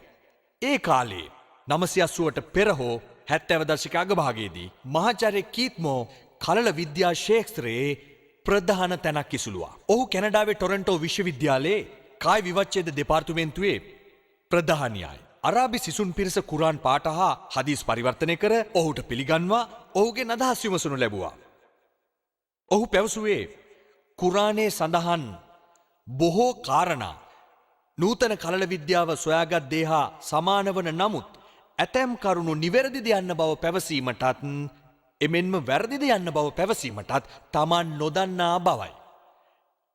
එයින් එකක් තමයි කුරානයේ සූරා අල් අලක්කි 96 වන පරිච්ඡේදයේ අංක 1 හා අංක 2 වාක්‍ය. اقرأ باسم ربك الذي خلق خلق الإنسان من علق. කියවන්න ඔබව මැවූ දෙවියන්ගේ නාමයෙන්. ඔහු මිනිසාව අලක් නැමැති කූඩැල්ලෙක් වැනි රුධිර කැටියකින් මැව්වේය. මහාචාර්ය කීත්මෝ පැවසුවා ඇත්තෙන්ම කලලේ මුල් අවස්ථාවේදී කූඩැල්ලෙක් මෙන් දිස්වන්නේ දැයි ඔහු නොදන්නා බව. ඔහු රසායනාගාරයට ගොස් වඩාත් ප්‍රබල අන්වික්ෂයක් ආධාරයෙන් ආරම්භක අවධියේ තිබුණු කලලයක් නිරීක්ෂණය කළා. පසු එම කලලේ සසඳා බැලුවා කූඩැල්ලෙකුගේ ඡායාරූපයක් සමග. එහි තිබුණ සමානත්වය දැකලා ඔහු පුදුමයටපත් වුණා. ඊට පසුව හදීස් ඒ වගේම කුරානය ඇසුරෙන් කලල විද්‍යාව ගැන ප්‍රශ්න 80ක් පමණ ඇසූ විට ඒවාට පිළිතුරු දුන් ඔහු පැවසුවේ මීට වසර 30කට කලින් ඔබලා මේ ප්‍රශ්න ගැන මගෙන් ඇසුවා නම් එයින් 50%කටවත් මට පිළිතුරු දිය නොහැකි වන බවයි. එයට හේතුව තමයි කලල විද්‍යාව මෑතකදී වෛද්‍ය විද්‍යාවෙන් බිහි වූ ශේක්ෂ්‍රයක් නිසා. ඒ වගේම කුරානයේ දේව වැකි බවටත් මුහම්මද් දේවදූතයෙක් බවත් පිළිගැනීමට තමා තුළ කිසිදු පැකිලීමක් නැති බවත් පැවසුවා. කුරානයේ සූරා තාරික් 86 වෙනි පරිච්ඡේදයේ 5 සිට 7 දක්වා වාක්‍ය. මිනිසා තමා කුමකින් මව ඇත්තේදයි නොසිතන්නේද? ඔහුව කුමකින් මැව්වේදයි ඔහු නොදන්නේද? ඔහුව මවනු ලැබුවේ බිඳුවකින්. කොඳු ඇට පෙළ හා ඉල ඇට පෙළ අතරින් නිකුත් වන. කුරානයේ මෙයින් අදහස් වන්නේ කුමක්ද? මිනිසාව මවනු ලැබුවේ බිඳුවකින්, ඉල ඇට හා කොඳු ඇට පෙළ අතරින් නිකුත් වන. අද විද්‍යාව දියුණු යුගයක්. කලල විද්‍යාව දියුණු වූ පසුව මිනිසාගේ ජනනේන්ද්‍රිය, ඒ කියන්නේ පිරිමින්ගේ ලිංගේන්ද්‍රිය හා ස්ත්‍රීන්ගේ ඩිම්බකෝෂය කලල අවස්ථාවේදී එනම් දරුවා ගර්භාෂයේ වැඩෙන විට නිර්ණය වෙනවා. මෙම ක්‍රියාවලිය ආරම්භ වන්නේ වකුගඩු ඇති ප්‍රදේශයෙන් කොඳු ඇට පෙළයි 11 වන හා 12 වන ඉල ඇට අතරින්. ඊට පසුව එය පහළට ගමන් කරනවා. ස්ත්‍රී ඩිම්බකෝෂයේ උකුළු ප්‍රදේශයටත් පිරිමින්ගේ ඉකිලිය හරහා අණ්ඩකෝෂයටත් එය ළඟා වෙනවා. එසේ නමුත් වැඩිහිටියේදී ඩිම්බකෝෂය හා වෘෂණකෝෂය ඒවාට රුධිරය සපයන්නේ ස්නායු සැපියුම ලබා දෙන්නේ වකුගඩුව පිහිටි තැනින්මයි. ඒ කියන්නේ කොඳු ඇට පෙළත් 11 වන හා 12 වන ඉල ඇට අතරින් මුඛ්‍ය ධමනිය රුධිරය සැපයනවා. ඒ පැමිණෙන්නේ කොඳු ඇට පෙළ හා 11 වන හා 12 වන ඉල ඇට අතරින්. එපමණක් නොවේ, ආපසු යන ධමනියත් වසාවාහිනි ගලා යමත් සිදුවන්නේ එම ප්‍රදේශයෙන්මයි. කුරානයේ සූරාල් මූමිනූන් 23 වන පරිච්ඡේදයේ 13 වන වාක්‍ය, ඒ වගේම සූරාල් හජ් 22 වන පරිච්ඡේදයේ 5 වන වාක්‍ය. අපි මිනිසාව නුත්ෆාවකින් මැව්වෙමු. නුත්ෆාවක් කියන්නේ ඊතා කුඩා පරිමාණකින් නු ද්‍රවයක්, ඊතා කුඩා ද්‍රවයක්. කුරානයේ සූරාල් සජ්ජා 32 වන පරිච්ඡේදයේ 8 වන වාක්‍ය. අපි මිනිසාව සුලාලාවකින් මැව්වෙමු. සුලාලාවක් යනු එහි වඩාත්ම හොඳ කොටසයි. නූතන විද්‍යාව පවසන පරිදි සාමාන්‍ය මිනිසෙකුගෙන් වරකට පිටවන ශුක්‍රාණු තරලේ ශුක්‍රාණු මිලියන 300ක පමණ ප්‍රමාණයක් තිබෙනවා. එම මිලියන 300න් එක් ශුක්‍රාණුවක් පමණක් කලලයක් හට ගැනීමට ප්‍රමාණවත්. එම ශුක්‍රාණු සහිත තරලේ නුත්ෆා වන අතර එහි වඩාත්ම හොඳ කොටස හඳුන්වන්නේ සුලාලා යන නමින්. කුරානයේ මිලියන 300කින් එකක් හඳුන්වන්නේ සුලාලා යන නමින්. ඊටාම හොඳ කොටස. මේ ගැන තවදුරටත් කුරානයේ සූරාල් ඉන්සාන් 76 වෙනි පරිච්ඡේදයේ 2 වෙනි වාක්‍යය. අපි මිනිසාව ඊටාම කුඩා පරිමාණින් යුතු මිශ්‍ර ද්‍රවයකින් මැව්වෙමු. නූතන විද්‍යාවේ සඳහන් වන්නේ ලදරුවෙක් බිහිවීමට ස්ත්‍රියකගේ හා පුරුෂයෙකුගේ තරලයන් බොහෝ ප්‍රමාණයක් අවශ්‍ය වන බවයි. මේ කියන තරලයන් නිෂ්පාදනය වෙනවා වෘෂණ වලින්, ශුක්‍ර ධාතු වලින්, ප්‍රොස්ටැටික් ග්‍රන්ථියෙන්, ඒ වගේම මූත්‍රනාල ග්‍රන්ථියෙන්. මේවායි නිෂ්පාදනය වන සියලුම තරලයන්, ඒ කියන්නේ ද්‍රවයන්, ලදරුවෙක් බිහිවීමට උපකාරී වෙනවා. කුරානයේ පවසන්නේත් දරුවෙකු හටගන්නේ කුඩා ද්‍රව මිශ්‍රණයකින් බවයි. ජාන විද්‍යා ශේත්‍රය. අද නූතන විද්‍යාව පවසන්නේ 23 වන ක්‍රෝමසෝම යුගලය බිහිවන දරුවෙකුගේ ලිංගය නිර්ණය කරන බවයි. XX නම් ගැහැණු දරුවෙක්, AXY නම් පිරිමි දරුවෙක්. නූතන විද්‍යාව පවසන්නේ පුරුෂයාගේ ශුක්‍රාණුව දරුවාගේ ලිංග භේදය තීරණය කිරීම සඳහා බලපාන බවයි. ශුක්‍රාණුව වල ඇති X කොටස කලලේ බිහිවීමට හේතු වෙනවා නම් බිහිවන්නේ ගැහැණු දරුවෙක්. එහි ඇති Y කොටස නම් බිහිවන්නේ පිරිමි දරුවෙක්. විද්‍යාව මේ ගැන සොයාගත්තේ මෑතකදී. ඒ කියන්නේ වසර 50කට 100කට පෙර. ඒත් කුරානයේ වසර 1400කට පෙර සඳහන්. සූරා නජ්ම් 53 වන පරිච්ඡේදයේ 45 සහ 46 වෙන වාක්‍ය. ඔහු මිනිසා විතා කුඩා පරිමාණින් යුත් මිශ්‍ර ද්‍රවයකින් මැව්වේය. පුරුෂයාගෙන් නිකුත් වන ද්‍රවය එහි කලලේ ලිංගය ගැහැණුද පිරිමිද යන්න නිර්ණය කරයි. මෙහි ඇති නුත්ෆා යනු කුඩා පරිමාණයේ මිශ්‍ර ද්‍රවයයි. තුම්නා යනු අරාබි වචන තේරුම පුරුෂයාගෙන් පිටවන ද්‍රවය යන්නයි. එය කලලේ ස්ත්‍රී පුරුෂ භාවය නිර්ණය කරනවා. මෙම පණිවිඩයම කුරානයේ සඳහන් සූරාල් ඉන්සාන් 76 වෙනි පරිච්ඡේදයේ 37 සිට 39 වන වාක්‍යවල. අපි මිනිසාව නුත්ෆාවකින් එනම් කුඩා පරිමාණයේ මිශ්‍ර ද්‍රවයකින් මවා නුත්ෆතන් මන් යුම්නා කුඩා පරිමාණයේ මිශ්‍ර ද්‍රවයකින් ඉන් පසුව ඒ අලකාවකින් මුඩ්ගාවට පත්කර එයට ස්ත්‍රී හෝ පුරුෂලිංගය නිර්ණය කළෙමු. එනම් කුරාණයේ පවසන්නේ පුරුෂයාගේ ශුක්‍රාණුව දරුවාගේ ලිංග භේදයට හේතු වන බවයි. මගේ රට ඉන්දියාවයි. එහි මිනිස්සු සාමාන්‍යයෙන් පිරිමි දරුවන්ට වැඩි කැමැත්තක් දක්වනවා. ඔවුන් හිතන එක යහපත් කියලා. ඒත් බොහෝ විට කාන්තාවක් විසින් ගැහැණු දරුවෙකු බිහි කළොත් ඇගේ නැන්දම්මා තම ලේලියට ගැහැණු දරුවෙකු බිහි කළේ ඇයි කියලා දොස් පවරනවා. ඇත්ත වශයෙන්ම දරුවාගේ ලිංගය තීරණය කිරීමේ බලය අල්ලා දෙවියන් සතුයි. නැන්දමට කාට හරි දොස් පවරන්න ඕන නම් ඒක කළ යුත්තේ Tamanගේ පුතාට මිසක් ලේලියට නෙමෙයි. ඒට හේතුව කුරාණයේ මෙන්ම නූතන විද්‍යාව අනුවත් දරුවාගේ ලිංගයට හේතු වන්නේ පුරුෂයාගේ ශුක්‍රාණු මිසක් ස්ත්‍රිය නොවේ.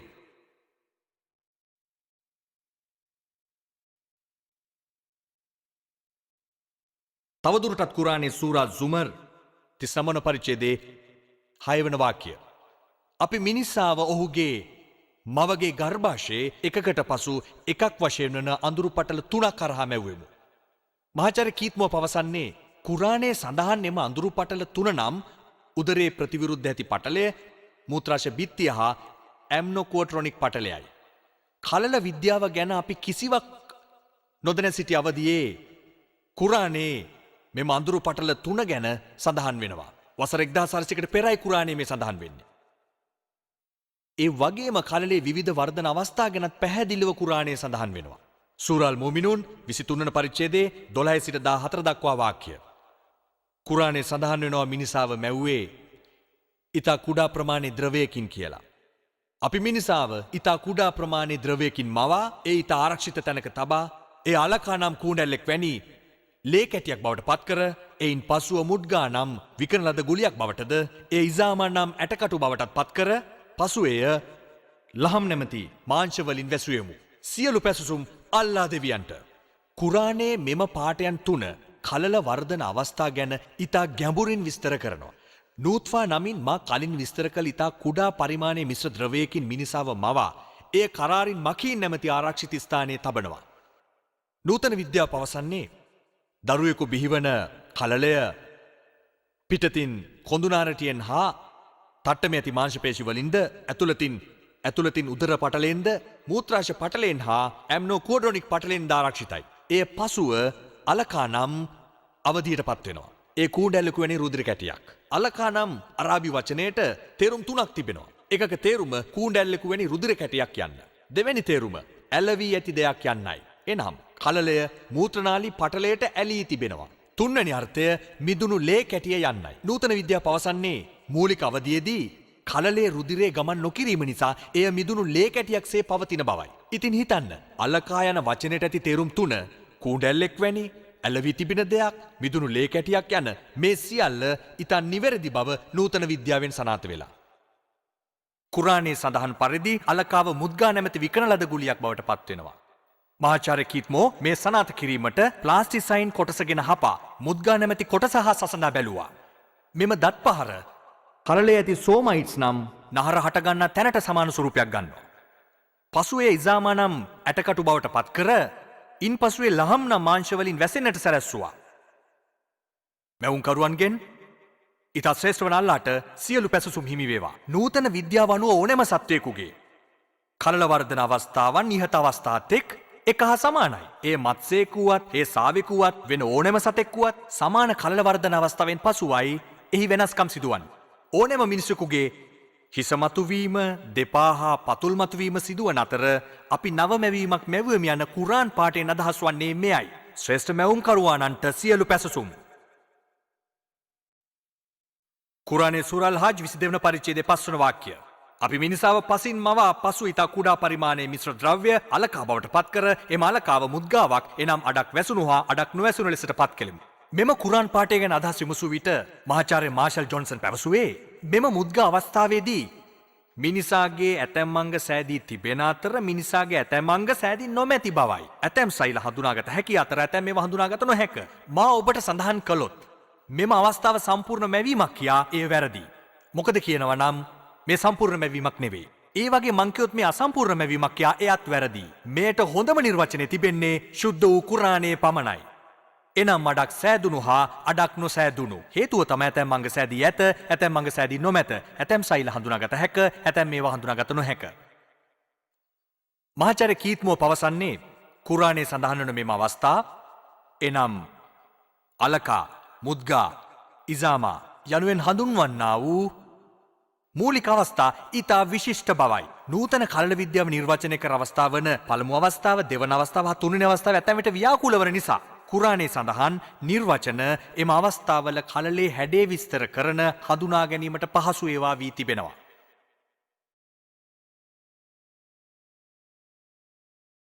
මේ සියලුම දේවල් නූතන විද්‍යාව මෑතකදී වසර 30කට 40කට 50කට 100කට පෙර සොයාගත් දේවල් වසර 1400කට පෙරම කුරාණයේ සඳහන් වුණා. සවිස්තරාත්මකව කතා කිරීමට කාලය අවහිර වන නිසා තවත් විද්‍යාත්මක දත දෙකක් ගැන කුරාණය ඇසුරෙන් මම ඔබට විස්තර කරන්නම්. කුරාණයේ සූරාල් කියාමා 75 වන පරිච්ඡේදයේ 3 සහ 4 වාක්‍ය. අවිශ්වාසවන්තින් ප්‍රශ්නයක් ඇසූ කල ඔබේ දෙවියන් කෙසේනම් මිනිසා මියගොස් ඔහුගේ ශරීරය වල දැමුවට පසු එම ශරීරයේ ඇටකටුවලින් යලිත් දෙවියන් ඔහුව උපදවන්නේ කෙසේදයි අවිශ්වාසවන්තින් ඇසූ විට ඔවුන්ට මෙසේ පිළිතුරු දෙන්න. අපට යලි මැවීමට පමණක් නොව පෙර තිබුණාසේම සෑම ඇඟිලි තුඩක්ම යලි තැනීමටද හැකි යයි පවසන්න. මේ ආකාරයට ඇටකටු පමණක් නොව සෑම ඇඟිලි තුඩක්ම යලි මවන බව කියවෙන මෙම කුරාන් පාඨයෙන් අදහස් වන්නේ කුමක්ද? 1880 දී සර් ෆ්‍රැන්සිස් ගෝල්ටන් ඇඟිලි සලකුණු ක්‍රමය හොයාගත්තා. ඔහු පවසන්නේ මිලියන ගණන් මිනිසුන් සිටියත් ඇඟිලි සලකුණු දෙකක් එක හා සමාන වන්නේ නැති බවයි. සෑම මිනිසෙකුගේම ඇඟිලි සලකුණු එකිනෙකට වෙනස්, සමාන වන්නේ නැහැ. අද වර්තමානයේ පොලිසිය, FBI, CIA, CID මෙම ඇඟිලි සලකුණු ආධාරයෙන් වැරදිකරුවන් සොයා ගන්නවා. මිනිසුන්ව හඳුනා ගන්නවා. හිතන්න 1880 දී සර් ෆ්‍රැන්සිස් ගෝල්ටන් හොයාගත්ත දේ කුරාණයේ සටහන් වෙන වසර 1400කට පෙර.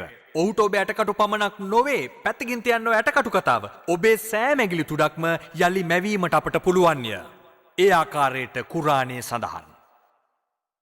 මගේ කතාව අවසන් කිරීමට මත්තෙන් තවත් එක් විද්‍යාත්මක දත්තයක් ගැන කුරාණ ඇසුරෙන් පවසන්නම්. තායි ජාතික විද්‍යාඥයෙකු වන මහාචාර්ය ටගටා ටගෂන් වේදනා උත්පාදනය වන තැන් ගැන පරීක්ෂණය කරන්න දීර්ඝ කාලයක් ගත කළ විද්‍යාඥයෙක්. මීට පෙර මිනිසුන් සිතා සිටියේ සියලු වේදනා හටගන්නේ මොළයෙන් බවයි. ඊට පසුව විද්‍යාඥයින් සොයාගත්තා වේදනා උත්පාදනය වන ස්ථාන කිහිපයක්ම මිනිසාගේ සමමතු පිට ඇති බව. මෙන්න මේ හේතුව නිසායි පිලිස්සුම් තුවාල සහිත කෙනෙකු පැමිණි විට වෛද්‍යවරයා පිළිසුණු තැනට හීන් තුඩකින් යන බලන්නේ. රෝගියාට වේදනාව දැනුණා නම් වෛද්‍යවරයා සතුටු වෙනවා. රෝගියාගේ වේදනා උත්පාදක තැන් විනාශ නොවුන නිසා. රෝගියාට වේදනාව නොදැනුණා නම් වෛද්‍යවරයා දුක් වන්නේ රෝගියාගේ වේදනා උත්පාදක තැන් විනාශ වී ඇති නිසායි. මහාචාර්ය ටගෂන්ගෙන් මා දැන් පවසන කුරාන් පාඨයේ පරිවර්තනය පෙන්වා ඔහුගේ අදහස් විමසනු ලැබුවා. කුරානයේ සූරා අන්-නිසා 4 වන පරිච්ඡේදයේ 56 වන වාක්‍යය. අපේ සලකුණු ප්‍රතික්ෂේප කරන්නන්ව නිරේ ගින්නට තල්ලු කරනු ලැබේ. ඔවුන්ගේ සම පිලිස්සුණු වහාම යලිත් නව සම ලබාදී වේදනාව අත්විඳින්නට තබන්නෙමු.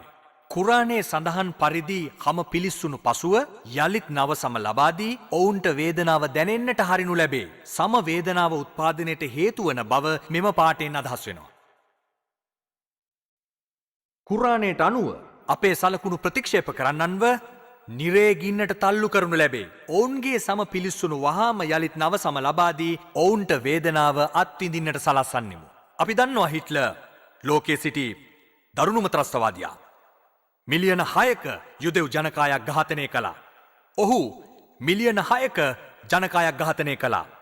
එම ජනකාය පණ පිටින් පිලිස්සුවා. මිලියන 6ක ජනකායක් පණ පිටින් පිලිස්සුවා.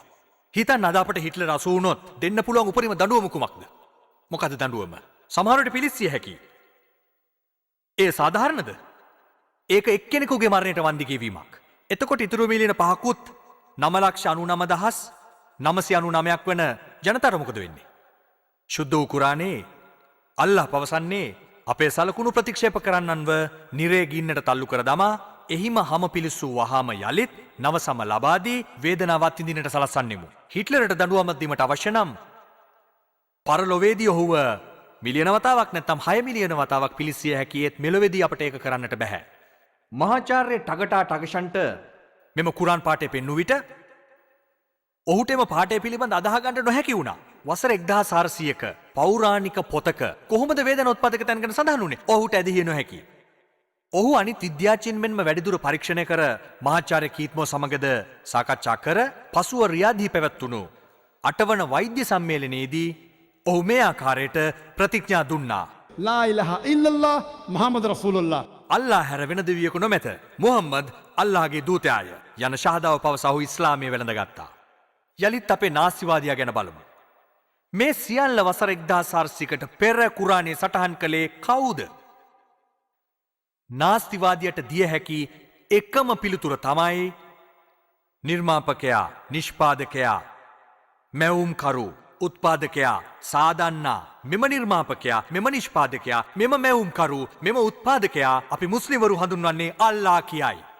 අපි කියනවා දෙවියන් කියා. එසේනම් අල්ලාහ් සිටී යන්න කුරානය ආධාර කරගෙන විද්‍යාත්මකව සනාත කළ හැකියි. එය සිදු කළ හැක්කේ කුරානයේ ආධාරින්ම පමණයට හේතුව සියල්ල සනාත කිරීමට තරම් විද්‍යාව දියුණු වී නොමැති නිසා. සියල්ල සනාත කිරීමට කුරානයේ උචිත වන්නේ එය විද්‍යාවට වඩා ඉතා දියුණු තත්ත්වයක පවතින නිසායි. විද්‍යාත්මක නොවන එකම පාඨයක්වත් කුරානයේ සටහන් වී නැහැ. ඇල්බර්ට් අයින්ස්ටයින් ප්‍රකට භෞතික විද්‍යාඥයා, නොබෙල් ත්‍යාගලාභියා. ඔහු පවසන්නේ ආගමෙන් තොර විද්‍යාව කොරයි. විද්‍යාවෙන් තොර ආගම අන්ධයි. ඔබට මතක් කරන්න කැමති කුරානය විද්‍යාත්මක පොතක් නොවේ. SCIENCE එය සලකුණු සහිත පොතක්. එය ආයාත් නැමැති පොතක්. සලකුණු සහිත පොතක්. එනම් SIGNS. මෙහි 6000කට අධික සලකුණු ගැන කතා කරනවා. කුරානයේ 1000කට ආසන්න සලකුණු විද්‍යාත්මකයි. 1000කට ආසන්න සලකුණු විද්‍යාත්මකයි. මම උත්සාහ කරන්නේ නැහැ විද්‍යාවේ ආධාරයෙන් කුරානයේ දේවවැකි බව සනාථ කිරීමට. එයට හේතුව තමයි මට විද්‍යාව එකම හා මූලික දේ නොවේ. එකම දේ නොවේ. මගේ මිනුම් දණ්ඩ කුරානයයි. මම මේ මිනුම් දණ්ඩ උපයෝගී කරගන්නව නාස්තිවාදියාට. මම මුස්ලිම් නොවන්නන්ට මේ උපයෝගී කරගන්නවා. ඔවුන්ට එකම දේ විද්‍යාවයි. මම ඔවුන්ගේ මිනුම් දණ්ඩ වන විද්‍යාව යොදාගන්නවා මගේ මිනුම් දණ්ඩ වන කුරානය හා සසඳමින් ඔබ විසින් අද ඊයේ සොයාගත්ත දේ පිළිබඳව මගේ කුරානයේ වසර 1400කට පෙරම සඳහන් වුණායයි සනාථ කිරීමට. මට කුරානය එකම හා මූලික දෙයයි, විද්‍යාව නොවේ. මම ඔහුගේ මිනුම් දණ්ඩ හා මගේ මිනුම් දණ්ඩ සංසන්දනය කරමින් කුරානයේ ආධාරයත් ඇතිව විද්‍යාත්මකව සනාථ කළා දෙවියන් සිටින බව. විද්‍යාත්මක හා තර්කානුකූල දැනුමක් ඇති ඕනෑම කෙනෙක් මෙම කතාවෙන් පසුව දෙවියන් ජීවමාන බව විශ්වාස කරනවා. මැවුම් කරුවා යනුවෙන් අපි අරාබියෙන් අල්ලා යයි පවසන්නා සිටින බව පිළිගන්නවා ඇති. ඒ නිසා තමයි ප්‍රසිද්ධ දර්ශනවාදී ෆ්‍රැන්සිස් බේකන් පැවසුවේ විද්‍යාව ගැන සුළු දැනුමක් තිබීම ඔබව නාස්තිවාදියෙක් කරයි. විද්‍යාව ගැන ගැඹුරු දැනීමක් තිබීම ඔබ දේව විශ්වාසිකයෙක් කරයි. අන්න ඒක හින්දයි අද විද්‍යාඥයින් දෙවියන් හඳුනා නොගත්තත් දෙවියන්ගේ අනුරූප හඳුනා ගනු ලබන්නේ. ලා ඉලාහා ඉල්ලල්ලාහ්. මගේ කතාව ආරම්භ කළ කුරාන් පාඨයේ පරිවර්තනයෙන්ම මගේ කතාව අවසන් කිරීමට කැමතියි. සූර අල් ෆුසිලත් 41 වන පරිච්ඡේදයේ 53 වන වාක්‍යය. سنريهم آياتنا في الآفاق وفي أنفسهم حتى يتبين لهم أنه الحق. ඉක්මනින් අපි ඔවුන්ට ඈත සිටිජේ ඇති අපේ සලකුණුද පෙන්වන්නෙමු. ඔවුන් මේ සත්‍යයයි පිළිගන්නා තුරු. එනම් සෑම මිනිසෙකුටම මේ සත්‍ය බව වැටහෙන තුරු අල්ලා ඊතා ඈත තිබෙන සලකුණුද ඔහුට පෙන්වන බව පවසයි. ඔවුන් මේ සත්‍යයයි පිළිගන්නා තුරු. මම මුලින් කී පාඩෙන්ම මගේ කතාව අවසන් කරන්නම්. දෙවියන් නොමැති නම් සාමයක් නොමැත. දෙවියන් හඳුනාගත්තේ නම් සාමේද හඳුනා ගනී. N-O God, N-O no God, N-O no peace. K-N-O-W no God, K-N-O-W no peace. وآخر دعوانا الحمد لله رب العالمين.